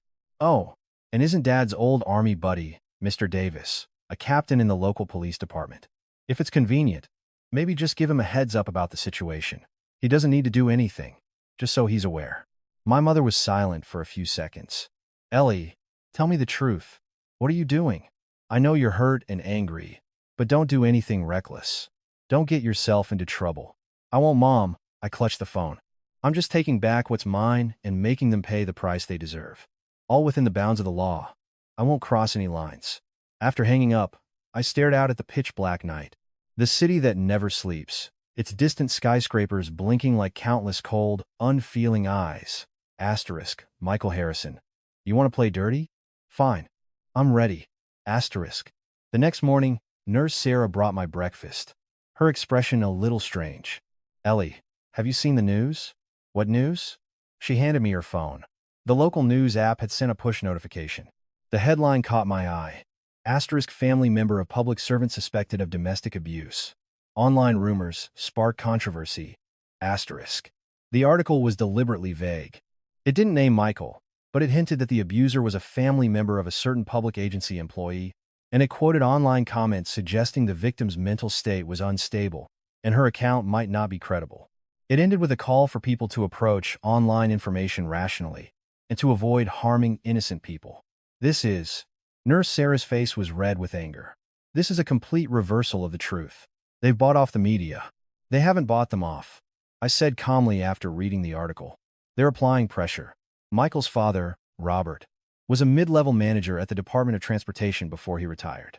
Even though he's retired, he still has some connections. It's not surprising he'd use them to get a friendly media outlet to publish a balance report to buy his son some time. So what do we do? Just let them slander you like this? What's the rush? I put the phone down. This kind of vague report won't hurt me. On the contrary, it will only enrage the people who know the truth. Sure enough, by noon, the comment section of that article had exploded. Countless anonymous accounts flooded in. Some directly named Michael Harrison and his company. Others posted screenshots of his company's internal disciplinary actions, the work of Mr. Adler. Someone even posted the video of Carol Harrison throwing a tantrum in the hospital lobby yesterday. Asterisk, I'm a security guard at Oak Haven General Hospital. I can testify. The old woman in that video is the vicious mother-in-law who beat her daughter-in-law and then came to the hospital to make a scene. Asterisk, Michael Harrison is my former colleague. This guy was always taking small advantages, and he was handsy with female coworkers. He got several complaints filed against him. Asterisk, the victim is my neighbor. She's the sweetest person. After marrying into that family 3 years ago, she's been tormented into a shadow of her former self. I once heard her mother-in-law call her a barren hen. They're not human. Asterisk. I support you, sister. Press charges. Zero tolerance for domestic violence. Asterisk. Public opinion swung decisively in my favor. The attempted whitewash article had backfired, becoming a catalyst that made the story even bigger. That afternoon, Mr. Adler brought 2 pieces of news, one good, one bad. The good news: Michael Harrison's company, unable to withstand the pressure, issued an official statement. Asterisk. Employee M. Harrison, due to personal family issues that have severely impacted his work and the company's reputation, has been terminated, effective immediately. Asterisk. The statement also hinted that they would cooperate with authorities in investigating his financial misconduct during his tenure. This meant Michael had not only lost his job, but he could also face charges for embezzlement. The bad news: Michael Harrison has lost his mind. He called me. Mr. Adler's tone was grave. He said if you don't sign a divorce agreement on his terms and take down all the online posts within 3 days, he will take a can of gasoline to your parents' house and burn it down with them inside. The hospital room was suddenly silent. Nurse Sarah gasped. He's insane. That's a blatant death threat. Call the police. You have to call the police. I was silent. Michael's insanity was within my expectations, but this was beyond them. I thought he might make threats, but I never imagined something so extreme. Miss Vance, I strongly advise we report this to the police immediately and apply for a protective order for your parents, Mr. Adler said seriously. This is not a joke. He's lost his job, his reputation is ruined, and he might be facing legal charges. He's completely unhinged. A person like that is capable of anything. Of course we'll report it, I said slowly. But what happens after we report it? Can the police protect my parents 24/7? Can they detain him before he actually commits a crime? For a verbal threat like "I'm going to kill you," unless there's an actual act, it's very difficult for the police to take coercive measures. At most, they'll give him a stern warning. Mr. Adler fell silent. He knew I was right. "So, what do we do now?" Nurse Sarah was frantic. "We can't just let him. He won't dare." I cut her off, my voice strangely calm. "Michael Harrison is an extremely selfish person. He values his own life above all else. Mutually assured destruction. He doesn't have the guts. This is just a desperate attempt to terrorize me into submission." "But what if?" "There is no what if." I looked at them. "Mr. Adler, please transcribe the recording of his threat and package it with the previous evidence of assault, the video of the hospital disturbance, and the documents about his financial misconduct. Sarah, please help me contact Dr. Evans. I want to be discharged early." "Discharged? But your leg. You can't even walk," Sarah exclaimed. "In a wheelchair," I said. "I have to show my face. Hiding in the hospital makes him think I'm scared, which will only make him more brazen. I need to show him that I'm not afraid of him, that I have nothing left to lose. A person with nothing to fear is the most frightening person of all." Mr. Adler looked at me intently. "Miss Vance, what are you planning to do?" "Hold a small press conference," I said. "Right here in the hospital's conference room. I don't need a huge crowd, just 2 or 3 influential local media outlets. I'm not going to cry or play the victim. I'm just going to calmly state the facts, present the evidence, including Michael Harrison's latest death threat. And then, I'm going to call the police. On the spot, in front of everyone." Nurse Sarah and Mr. Adler were stunned. "You want to blow this up completely," Mr. Adler said. "It's not me blowing it up. He's forcing my hand," I corrected him. "He's trying to use his insanity to hide his fear. Well, I'm going to show him what real insanity looks like. When he realizes that his threats are useless and, in fact, will only bring about his own destruction, that's when he'll truly be afraid. But your safety. The hospital is a public place. There's security. There's the media. He won't dare do anything here." I paused. "Besides, I need to completely turn the tide of public opinion. When everyone knows that Michael Harrison not only abuses his wife but also threatens to murder her family, he will become a social pariah. At that point, he'll be too busy hiding to have the energy to hurt anyone else." The press conference was scheduled for the afternoon of the 3rd day. In the meantime, Michael sent several more crazed, threatening texts.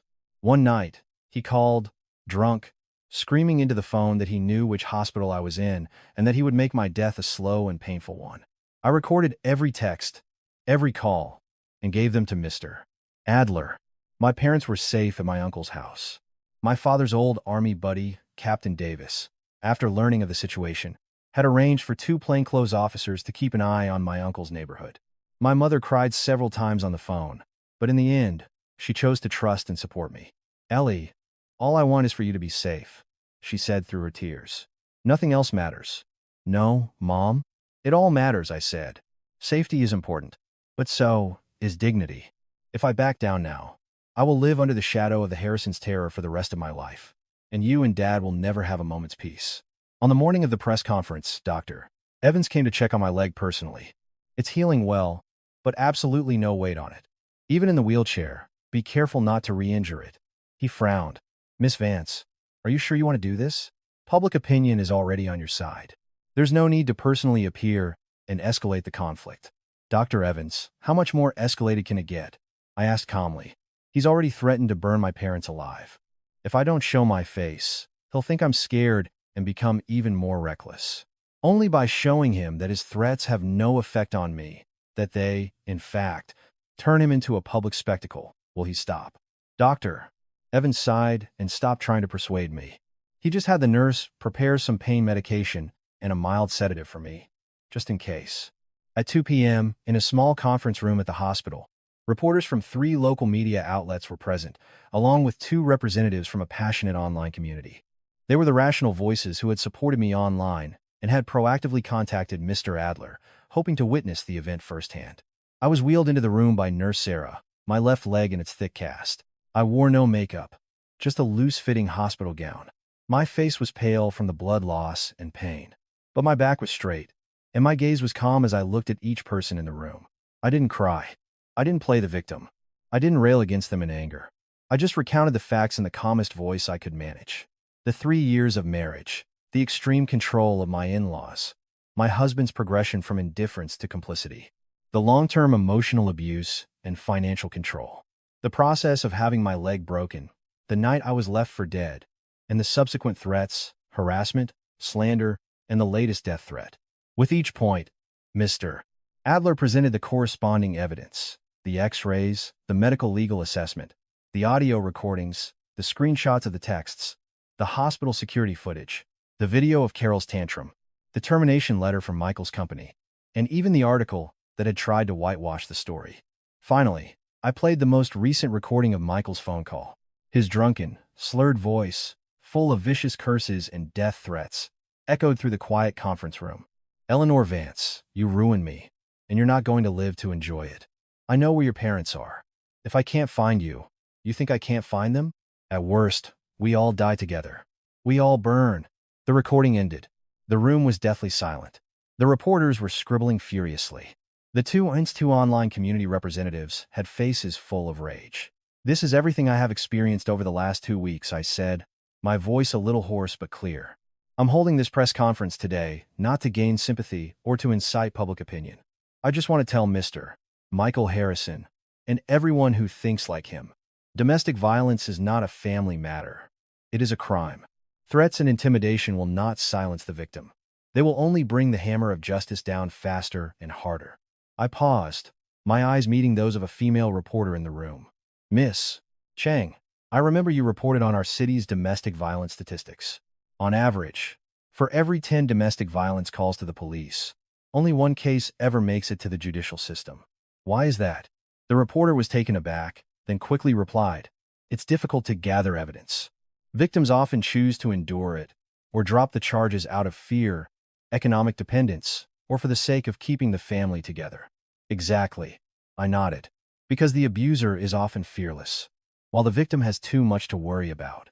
But today, I want to use my experience to tell everyone, don't be afraid. Save the evidence. If reporting to the police once doesn't work, do it again.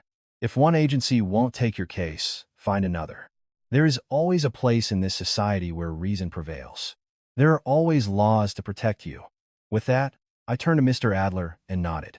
He stepped forward, holding his phone up to the cameras. Right now, on behalf of my client, Miss Eleanor Vance, I am officially calling 911 to report Michael Harrison and his mother, Carol Harrison, for aggravated assault, unlawful confinement, and making terroristic threats, and to submit all related evidence.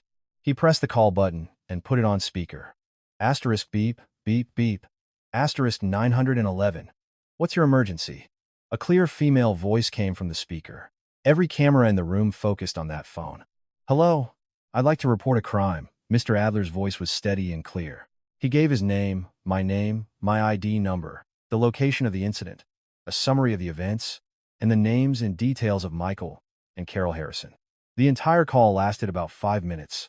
The operator took down all the information meticulously and said they would immediately dispatch officers to the Harrison residence and to my hospital to investigate. The call ended. The room was silent for a few seconds. Then applause broke out. First from the female reporter, then from the others. It wasn't loud, but it was sustained. I didn't smile, and I didn't cry. I just felt that the massive boulder that had been crushing my chest for 3 years had finally been lifted, just enough to let some light in. That evening, the content of the press conference appeared on all the local news sites and social media platforms, in articles, photos, and video clips. The headlines were more direct than ever. Asterisk local woman publicly accuses husband of vicious abuse. Calls 911 at press conference. Asterisk. Death threat. Recording exposed. Abusive husband screams, we all die together. Asterisk.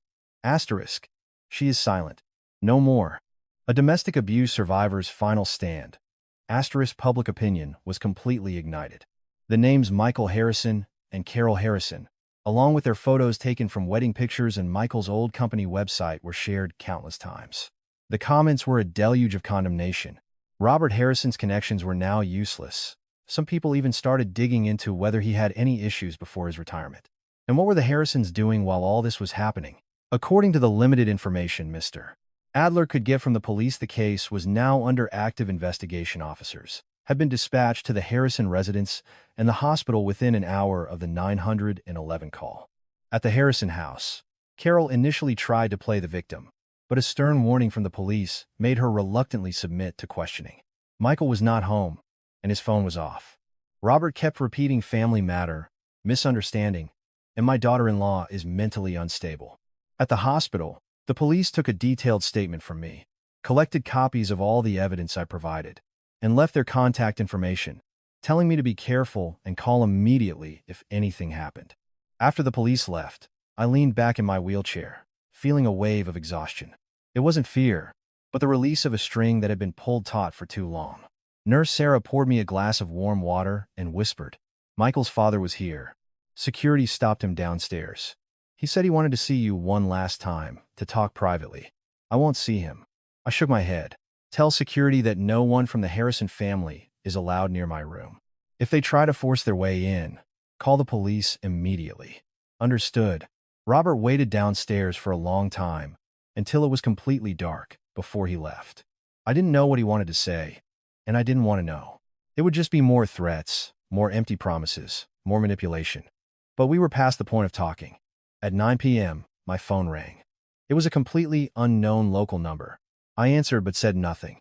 The other end was silent for a long time, just the sound of heavy breathing. Then, Michael's voice, hoarse and dry, as if forced from his throat. "Eleanor. Vance. You won." I didn't respond. "My job is gone. My friends and family are all treating me like a joke. My dad's old boss called and chewed him out. My mom's blood pressure shot up. She's in bed and can't get up. Are you satisfied now?" His voice was filled with a numb, defeated tone. "What do you want? Do you want my life?" "I told you what I wanted a long time ago." I finally spoke, my voice calm and unwavering. "An apology, compensation, and for you to never bother me again. You're the ones who refused to give me any of it. Instead, you escalated things with threats and terror. You chose this path. An apology, compensation," he repeated, then suddenly laughed, a sound more painful than crying. "And then what? I'm a domestic abuser for life. My life is ruined. And you? You're the victim. You're blameless. You take my money and start a new life. Eleanor Vance, you're a brilliant strategist." "Strategist?" I laughed too, my laugh full of scorn. "Michael, if I were a real strategist, I never would have married you 3 years ago. If I were a real strategist, I would have left the first time I was verbally abused. If I were a real strategist, the night my leg was broken, I would have called the police instead of crawling outside for help. Was my strategy to get my leg broken by your mother and left to die on the floor?" He was speechless. "I'll say this one last time." I whined in my emotions, my voice turning to steel. "A public, written apology. Compensation according to legal standards. And you disappear from my life and my family's life forever. Do that, we get a divorce, and I won't pursue this further. If you can't, then we'll see each other in court. And by the way, your mother can taste what it's like to be in prison. You know, aggravated assault resulting in serious injury can lead to jail time. She's getting on in years. I wonder if she can handle it." "You dare what won't I dare?" I retorted. "I've already died once. What's there left to be afraid of?" "Michael, the choice is yours. Do you want your dignity or your freedom? Do you want that little bit of money, or do you want your mother to stay out of jail? You decide." I hung up, blocked the new number, and then deleted the call history. There was no need to record anymore. What needed to be said had been said. The final chance had been given. All that was left was to wait for the outcome. I knew Michael wouldn't give up so easily. A person like him, even at the edge of a cliff, would grasp at the last straw, even if that straw was an illusion. But I wasn't in a hurry. The police had opened a case. Public opinion was at a boiling point. His social death had already begun, and I was in a hospital bed, with doctors and nurses caring for me, a lawyer defending me, the public supporting me, and my parents as my backup. Time was on my side. Late at night, I had Nurse Sarah adjust my bed so I could sit up and look out the window. The city lights were the same as ever. The city I had come to for love, the city that had given me 3 years of nightmares. At this moment, it no longer seemed so cold and alien. At least, the hospital here had saved my life. At least, the nurses here had shown me kindness. At least, the police here had taken my case. The media here had given me a voice. And there was Mrs. Peterson, and the countless strangers I had never met who had spoken up for me online. The world wasn't as dark as the Harrisons' home. There were always rays of light that would shine through when you were at your most desperate. My phone screen lit up. A text from my mom. Asterisk Ellie, are you asleep? I made you some soup. I've had it shipped overnight. It'll be there in the morning. Don't think about anything. Just rest and heal. Mom is always here. Asterisk. I stared at the message for a long time. Then I turned off the light, and in the darkness, I let the tears fall silently. These weren't tears of grievance or pain. They were tears of finally being able to breathe freely, of finally seeing the light, of finally no longer being afraid. I knew this battle was far from over. The Harrisons' final counterattack might be even more insane than I could imagine. But I was no longer afraid. The broken bone would heal. It might leave a scar, but it would be stronger. The broken heart would also slowly mend. It would carry its scars, but it would be wiser. And those who had inflicted the violence would, in the end, pay for their crimes. This was a silent slap in the face, delivered to every member of the Harrison family. On the third day after the police opened their case, the Harrisons finally made a substantial move. Not an apology, not a compensation offer, but a lawsuit. They sued me for defamation and invasion of privacy, demanding a public apology, a retraction of all online content, and $500,000 in damages for emotional distress. The plaintiffs were Michael Harrison and his father, Robert Harrison. The lawsuit was served to me at the hospital via a court process server. Along with the complaint were several blurry photos. Pictures of me from 3 years ago, posing normally with a male college classmate, now cropped to look intimate. There was also a medical record from my university days, showing I had once sought therapy for depression. God only knows where they got these things. Miss Vance, this is their tactic, Mr. Adler said, holding the lawsuit, his expression serious but not surprised. They're trying to muddy the waters. They're using a defamation suit to counter your domestic abuse allegations, using your past medical history and these so-called inappropriate relationships to discredit you, to paint you as a mentally unstable, vindictive woman with a promiscuous past who is framing her husband. This is a classic playbook for cornered abusers. I looked at the lawsuit. Every word screamed of shamelessness and desperation. How dare they? Nurse Sarah was trembling with rage. They're the ones who did these monstrous things, and they have the nerve to sue you and demand money? Because they have no other options, I said, surprisingly calm. The police, public opinion, their jobs, their connections, all the cards they could play are gone. A lawsuit is their last resort. It buys them time, it harasses me, and it might scare off some less committed onlookers. So what do we do now? Will this lawsuit hurt your case? Sarah asked worriedly. It won't, Mr. Adler answered for me, his tone firm. The elements of defamation are fabricating facts and spreading them. Everything Miss Vance has stated is true and supported by evidence. As for these photos and medical records, he picked them up with a look of disgust. First, they're an invasion of privacy, obtained through illegal means. Second, they're irrelevant to this case. They don't prove that the domestic abuse didn't happen. And finally, depression is an illness, not a character flaw. Using it to attack a victim will only make the judge more disgusted with them. But they've filed the suit. The court will accept it.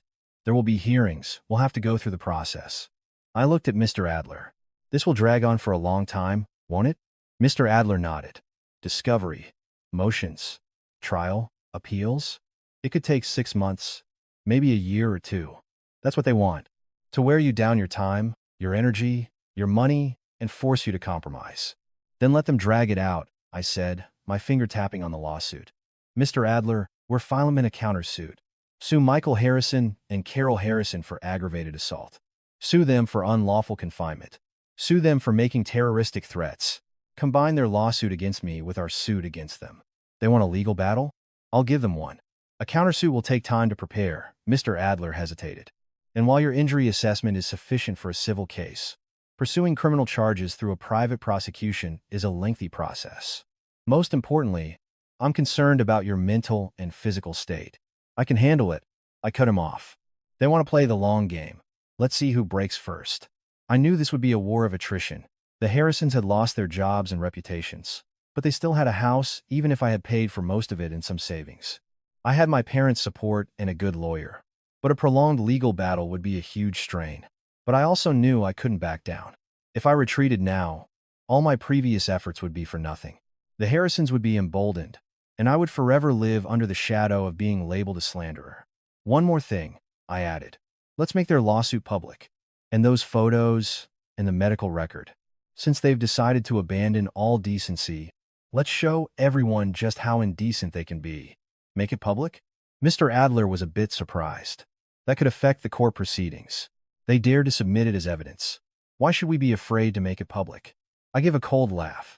I want everyone to see what kind of despicable tactics an abusive family resorts to when they've run out of arguments. Public opinion is a double-edged sword.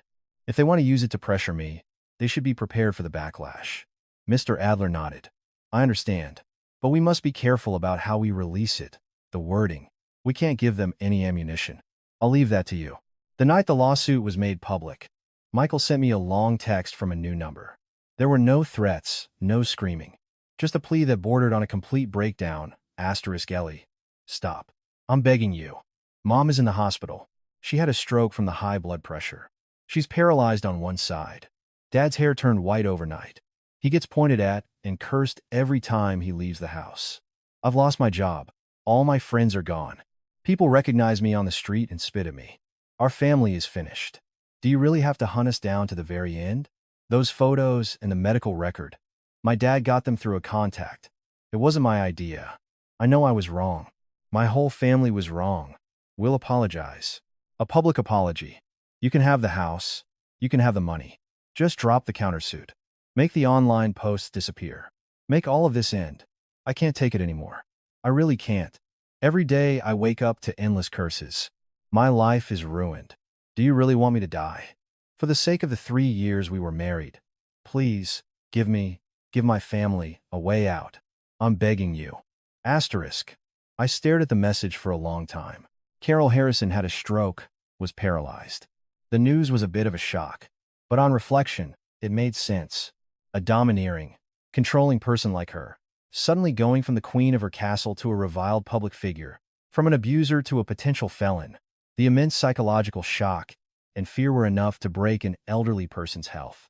Robert Harrison's hair turning white overnight. The man who was always silent, always a bystander, was finally paying the price for his years of complicity. Michael Harrison, abandoned by his friends, a social pariah.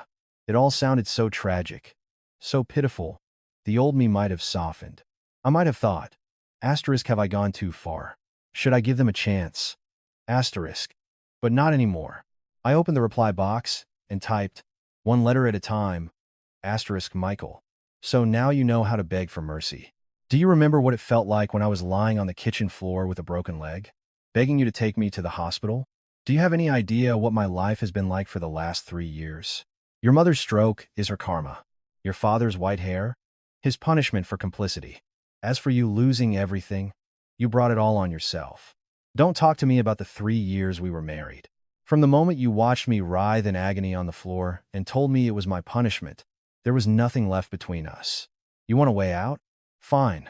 A public, written apology, full financial restitution. Agree to all my terms, and maybe I'll consider it. But if you think a few tears will make me back down, you're more foolish than I thought. Asterisk. Before I could hit send, there was a soft knock on my door. A middle-aged woman walked in. She looked familiar. It was Michael's paternal aunt, Patricia Harrison, an aunt who rarely interacted with the family, supposedly due to a long-standing feud with Carol. Eleanor. She called my name. Her expression complicated. I came to see you. I looked at her warily. Are you here to be their spokesperson? Patricia shook her head, putting a bag of fruit on the table. I came to apologize. Apologize? Yes. I knew things weren't right at my brother's house for a long time, but I was afraid of trouble, so I stayed out of it. I failed you. With that, she actually gave me a deep bow. I moved to the side. You don't have to do that. What they did has nothing to do with you. It does. Patricia stood up straight, her eyes still red. I may not have been close to them, but we're still family. There were things I knew, but I played dumb. That miscarriage. Did Carol intentionally delay taking you to the hospital? My heart seized. How did you know? Carol. She bragged about it to me. A look of disgust and pain crossed Patricia's face. She said she wasn't even sure if the baby was a Harrison, so it was for the best that you lost it. I told her she was insane, but she's my sister-in-law.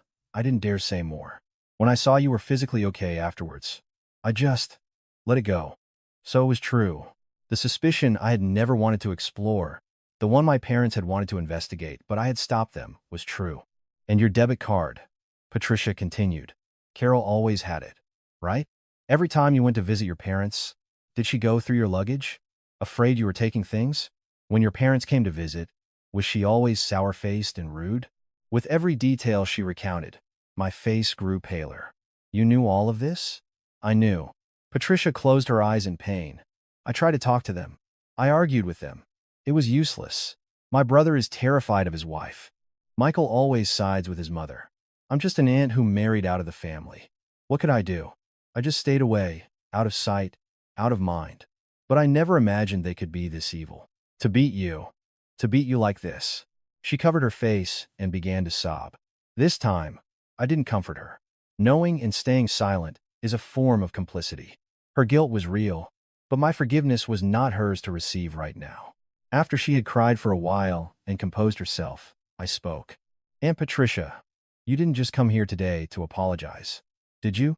Patricia looked up, tear tracks still on her face, but her eyes were firm. No, I came to tell you something. It might help you. What is it? Carol's stroke. It's fake. Patricia lowered her voice. I went to the hospital to see her yesterday. Her right side is supposedly paralyzed, but her eyes, her complexion, they're not like someone who's had a real stroke. I tried saying a few nasty things to her. Her eyelids twitched, and her fingers moved a little. She's faking it. To gain sympathy. To get you to drop the lawsuit. I was stunned. Faking an illness. That was something Carol would absolutely do. How can you be sure? My own mother-in-law had a stroke 2 years ago. I know exactly what a real stroke victim looks like. Carol, at most, had a transient ischemic attack from the emotional stress, causing some temporary limb weakness. It's not a major stroke, Patricia said with certainty. And I overheard my brother talking to the doctor, asking him to write a more severe diagnosis, something life-threatening. The doctor refused, but he prescribed her some nerve medication. So that was it. Using a fake serious illness for emotional blackmail and to evade legal punishment. There's more, Patricia continued. Their lawsuit against you isn't meant to be won. It's just to drag you down, to exhaust you. Michael. My brother told me he had Michael transfer all of their savings, and whatever was left in the account you used to pay the mortgage, to a new account. It's about $300,000. They're trying to hide their assets so that even if you win the lawsuit, you won't get any money. My heart sank. A cornered dog will bite. Thank you for telling me all this, I said sincerely. This information was crucial. Don't thank me. I don't deserve it. Patricia shook her head. She pulled an old phone out of her purse. Take this. It was an old phone of Michael's that my nephew found and was playing with. I don't know how, but he managed to recover some of the old data. There are chat logs, photos, some audio recordings. I haven't looked closely, but it might be useful to you. She put the phone down and gave me one last, long look. Eleanor, the Harrisons have wronged you. Make them pay what they owe. Make them face the consequences. Don't be soft. I'm leaving now. We probably won't see each other again. With that, she turned and left, her steps unsteady, her figure looking old and desolate. I picked up the old phone. The screen was cracked, but it still turned on. What could be inside? Chat logs between Michael and his parents? Evidence of them plotting to control and deal with me? Or something else? I didn't open it right away. I handed it to Mr. Adler, who had just walked in. We might need a tech expert to recover everything. What's in here could be very important. Mr. Adler took the phone, his expression grave. I'll find someone to handle it. Also, I will verify what Patricia Harrison told you. If it's true, they're not just facing charges for domestic abuse, but possibly also insurance fraud and fraudulent conveyance of assets. This lawsuit is going to be a long one. Then let's fight it, I said, looking out the window. The sky was dark. The city lights were on. Fight until they're bankrupt. Fight until their names are ruined. Fight until they can never get up again. The old phone Patricia left behind was like a Pandora's box, sitting silently in Mr. Adler's evidence bag. I found a trusted tech expert, Mr. Adler told me a few days later. A preliminary check shows the phone is password protected, but it can be bypassed. Recovering the deleted data will take 2 to 3 days. Also, I've managed to obtain a copy of Carol Harrison's detailed medical records through a private contact. He pulled a few pages from his briefcase. The hospital's diagnosis is a transient ischemic attack, thanks in advance, due to hypertension with mild right-sided weakness.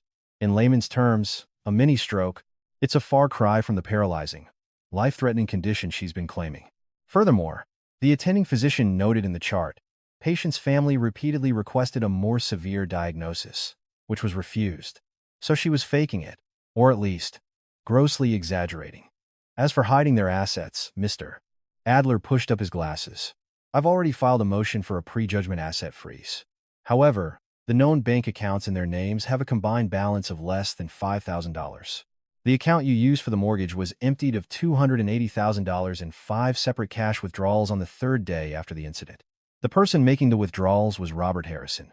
The ATM security camera footage is crystal clear. Can we get it back? If the court ultimately rules that this was a malicious attempt to hide marital assets, it can order an unequal division of property in your favor, giving them little or nothing. But if they've already spent the cash or hidden it, recovery will be very difficult, Mr. Adler said frankly. However, with the withdrawal records and surveillance footage, we can at least prove they were hiding assets. This will heavily influence the judge's assessment of their degree of fault. I nodded. The money was important, but right now, I was more interested in what was on that old phone. 3 days later, Mr. Adler returned to my room with a USB drive and a stack of printed documents. His expression was a complex mixture of fury, disgust, and a hint of relief. We recovered most of the data. He plugged the USB into his laptop and opened several files. The chat logs are mostly between Michael and his drinking buddies. The photos are mostly unimportant, but there are some you've likely never seen. He opened an album titled 2019.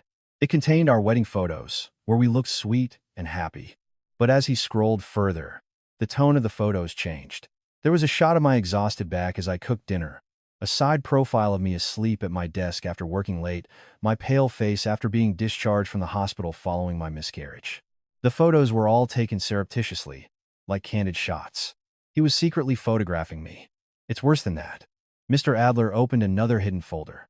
The password had been cracked. Inside were even more disturbing photos. Bruises on my arms, scratches on my knees, and one photo of a dark red pool of blood on a hospital bedsheet from my first miscarriage. The timestamp showed it was taken while I was still unconscious. Why would he take pictures of these things? Look at the chat logs. Mr. Adler opened a saved chat file and searched for the keyword photo. A conversation between Michael and someone named Chris appeared. Asterisk Chris. Hey Mike, you sure your wife's bruises aren't from your mom? Asterisk. Asterisk Michael. Nah, she fell. But it's good to have these pics. If she acts up in the future, I can use them to scare her. Say she has self-harming tendencies, that she's mentally unstable. Asterisk asterisk Chris. Damn. Mike. That's cold. Asterisk asterisk Michael. You can't be soft with women. You have to make them afraid of you. Once they're scared, they'll listen. Asterisk asterisk. Chris. You even took a picture of the miscarriage? That's messed up. Asterisk. Asterisk. Michael. It's always good to have something up your sleeve. If her parents ever start making trouble, I can just say her body is weak. She couldn't carry the baby. Not our fault. Asterisk asterisk Chris. Wow. I'm impressed. Man. Asterisk. The date of the conversation was from 3 years ago, less than 6 months after we were married.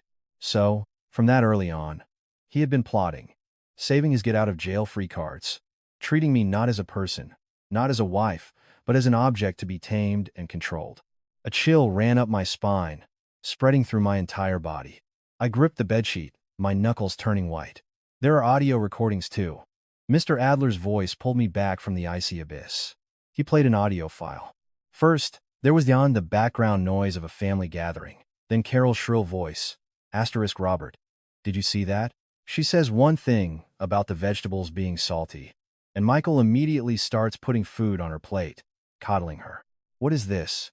Is she going to be walking all over us soon? You need to talk to your son. Asterisk, Robert's mumbled reply. Asterisk. They're young. It's normal for them to be affectionate. Asterisk. Asterisk. Normal my ass. Asterisk. When I married into this family, if your mother told me to stand, I didn't dare sit. These modern daughters-in-law are out of control. Michael, I'm telling you, you can't be nice to women. You have to set the rules. Did she buy too many gifts for her parents the first time she went home? Not allowed next time.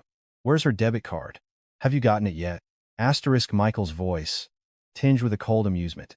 Asterisk Mom. What's the rush? I have it right here. She doesn't know. I'll wait a while, then find an excuse to officially take it over. If I push too hard now, she might run. She dared to marry into our family. She lives as a Harrison. She'll die as a Harrison. Her parents are 1,000 miles away. What can they do?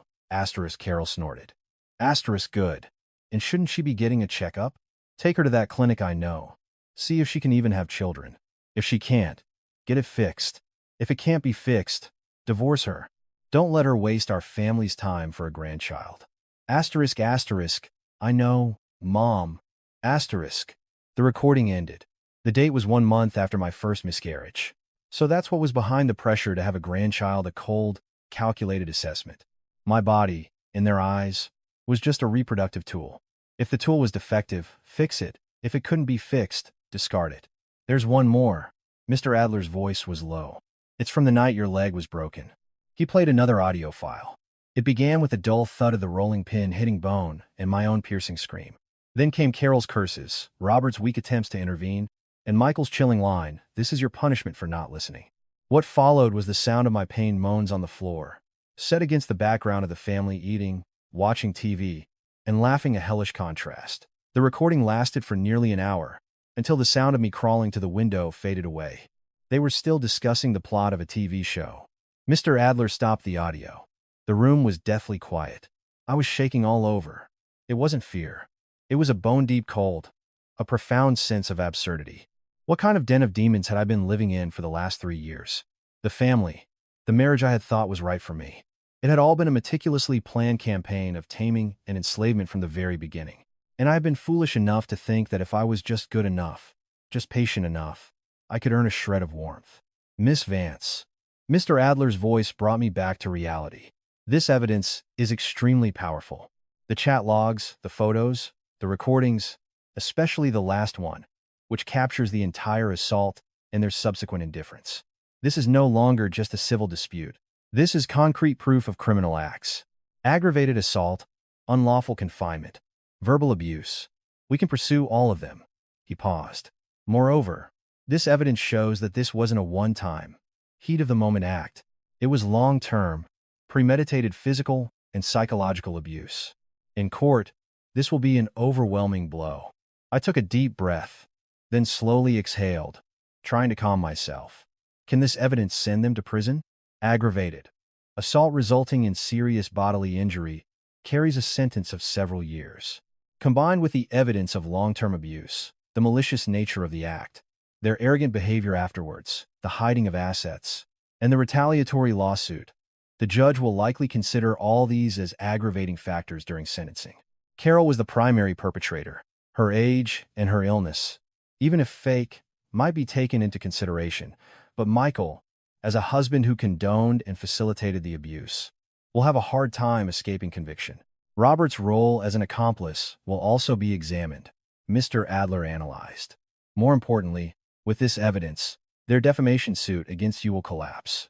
The judge will see clearly who is lying and who is maliciously attacking the other. Good, was all I said. So, what's next? Make several copies of this evidence. One for the police to supplement your case file. One for me to use in all subsequent legal proceedings. And one more. I looked at Mr. Adler. Leak it online. Anonymously, Mr. Adler was stunned. All of it? No. I shook my head. Just the most crucial parts. The audio recording from the night my leg was broken. The screenshots of Michael's chat with his friend. And the recording of them plotting to take my salary and force me to get a fertility test. Package it with a simple, factual explanation. Release it. And then, we wait. Wait for what? For their final, desperate act. I said, when all their masks are ripped off, when their ugliest secrets are exposed to the light of day, what will they do? Will they completely break down, or will they lash out like cornered animals? Mr. Adler. Understood. You want to push them into doing something more extreme? Then catch them all in one net. I'm just presenting the truth to the public. I corrected him. What they do next is their choice. But either way, with this evidence, Whatever they do will only make their fall more spectacular. That night, the edited audio clips, the chat screenshots, and a concise, factual timeline of events appeared on several of the largest social media platforms. The title was not sensational, just a statement of fact. Asterisk audio recordings of abusive husband and mother leaked. Plotted to seize wife's salary. Dismissed mental health. Watched coldly as her leg was broken. But, asterisk, this time, it wasn't a ripple. It was a tsunami. The calculated cruelty in Carol's voice, Michael's cold indifference, my desperate screams, and their casual laughter created a stark, horrifying contrast that made anyone who heard it feel a chill run down their spine. In the chat logs, Michael's line, "You have to make them afraid of you. Once they're scared, they'll listen," became the most damning indictment. Asterisk. Are these people human? They're monsters. Asterisk asterisk. I cried, listening to the recording. I can't imagine how desperate she must have been. Asterisk. Asterisk. Plotting to take her salary. Taking photos of her injuries to frame her as mentally unstable. Is this entire family full of sociopaths? Asterisk asterisk. And they had the gall to claim his mom had a stroke. It was all a lie. Disgusting. Asterisk asterisk. Support her in pressing charges. They deserve the harshest punishment. Asterisk asterisk. Michael Harrison's social death is too good for him. He deserves a physical one. Asterisk public opinion was an inferno. This time, no amount of connections or media manipulation could control or divert it. All of the Harrisons' previous tactics, their countersuit, their slander, became the most ridiculous jokes in the face of this ironclad evidence. My phone was once again flooded with messages of support and sympathy. Several local women's rights organizations contacted me, offering any help I needed. And the Harrisons? Complete silence. No threatening letters, no new lawsuits, no relatives showing up at my door, no public statements. It was as if 3 rats had been skinned alive and left to bake in the sun, scurrying back to their dark hole to tremble and await their final judgment. But I knew that silence was often the most dangerous thing, especially from deranged people who had nothing left but hate. Mr. Adler increased the private security watching over my parents. The hospital also tightened its security. Dr. Evans even advised me to transfer to a more discreet rehabilitation center. I refused. What's coming is coming, I said. Hiding won't solve the problem. Besides, I want to see what else they're capable of. The moment the door creaked open, I was awake. It wasn't the sound that woke me. The sound was as soft as a cat's paw. It was an instinct, a chilling sensation of being watched by a predator. I didn't move. I kept my eyes closed, my breathing even, as if still deep in sleep. My left hand slipped silently under my pillow, my fingers closing around the personal safety alarm Nurse Sarah had secretly given me. At the same time, I subtly moved my toes, pressing the emergency call button connected to the nurse's station at the foot of my bed. A discreet device Dr. Evans had specially installed for me. A dark figure paused at the door, seemingly adjusting to the darkness, confirming my location. Then, he moved slowly toward me, his steps unsteady, reeking of alcohol. It was Michael. Even without seeing his face, I knew that presence. He stopped beside my bed. In the faint light filtering in from the window, I could see his bloodshot eyes, his twisted face, and the glint of a knife in his hand. "Eleanor," he began, his voice a hoarse whisper that seemed to crawl up from hell. "You ruined me. You ruined everything." I didn't open my eyes. My heart was hammering against my ribs, but I forced my body to remain limp. I was waiting for an opening, waiting for a response from the nurse's station, or for him to get just a little closer. Job's gone. Friends are gone. Money's gone. The house is gone. Everyone is cursing me. Even my own father calls me a good-for-nothing. He mumbled incoherently, the tip of the knife trembling in the dim light. "It's all your fault. It's all because of you, you venomous, evil woman. You jinx." The stench of alcohol washed over my face. The cold tip of the knife pressed against my throat. The sensation made my muscles seize, but I forced myself to endure it, not to open my eyes, not to scream. "If I just get rid of you, it will all be over." His voice was laced with a crazed excitement.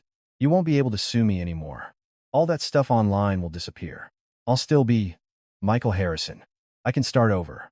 The knife pressed a little harder, a sharp sting on my skin. Asterisk now.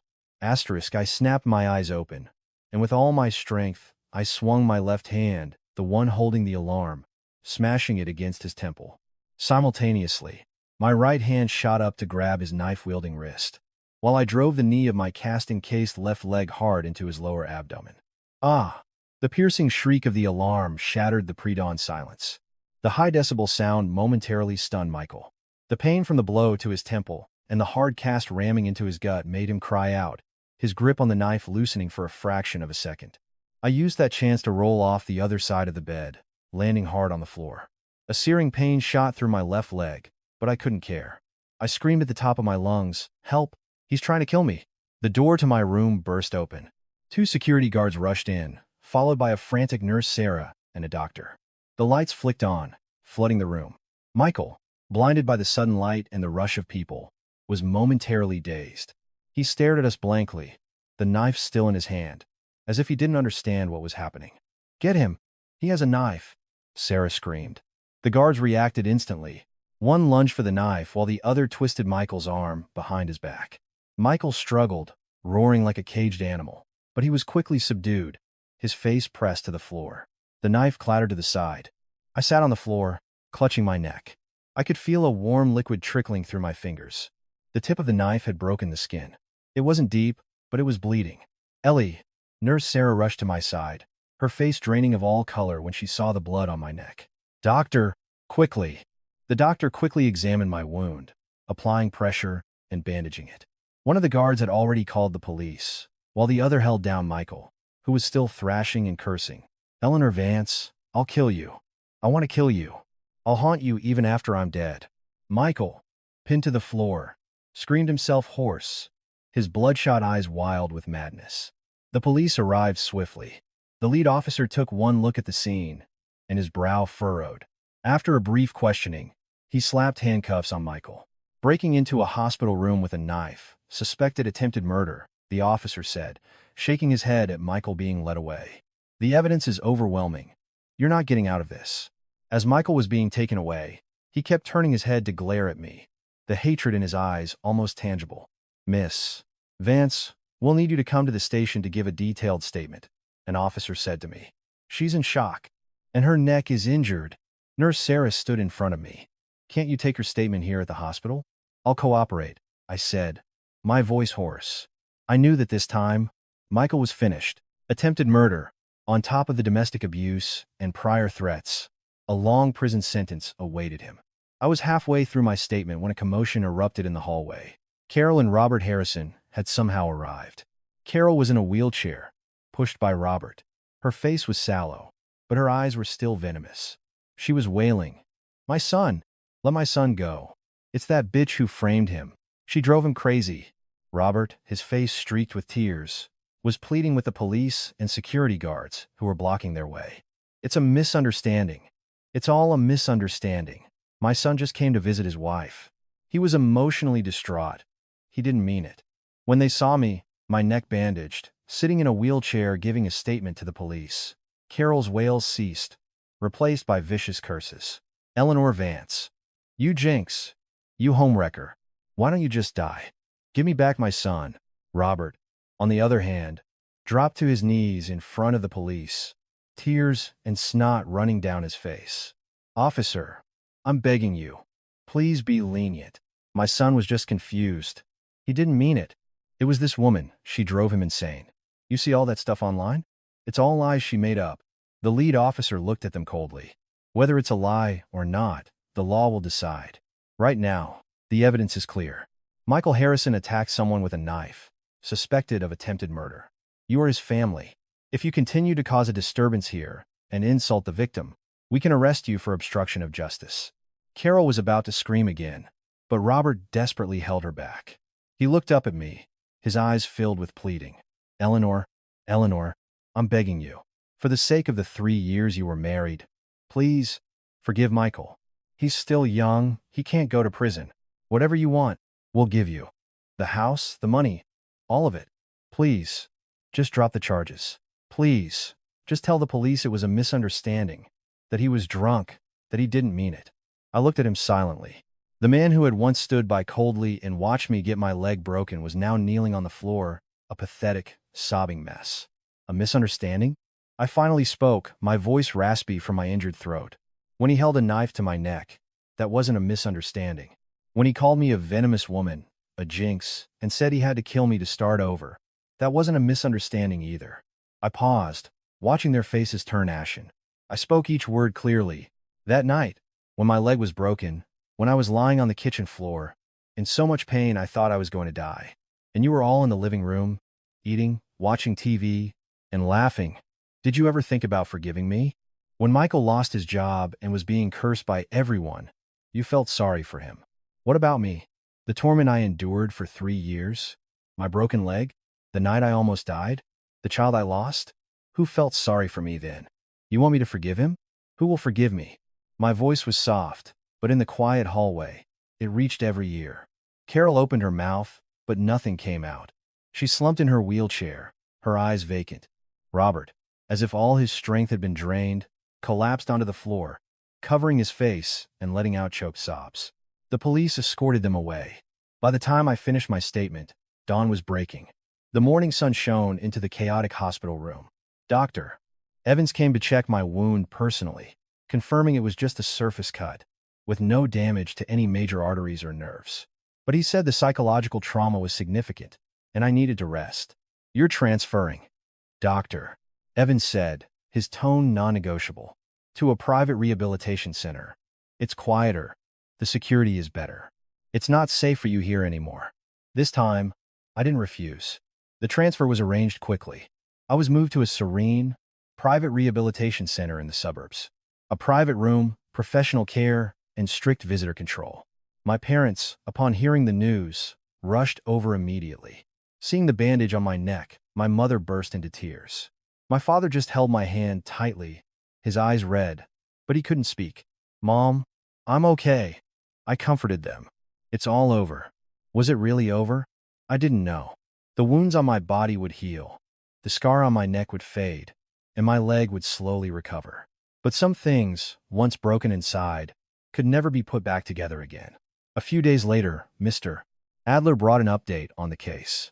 Michael Harrison, for suspected attempted murder, aggravated assault, unlawful confinement, and making terroristic threats, had been formally indicted and was being held without bail.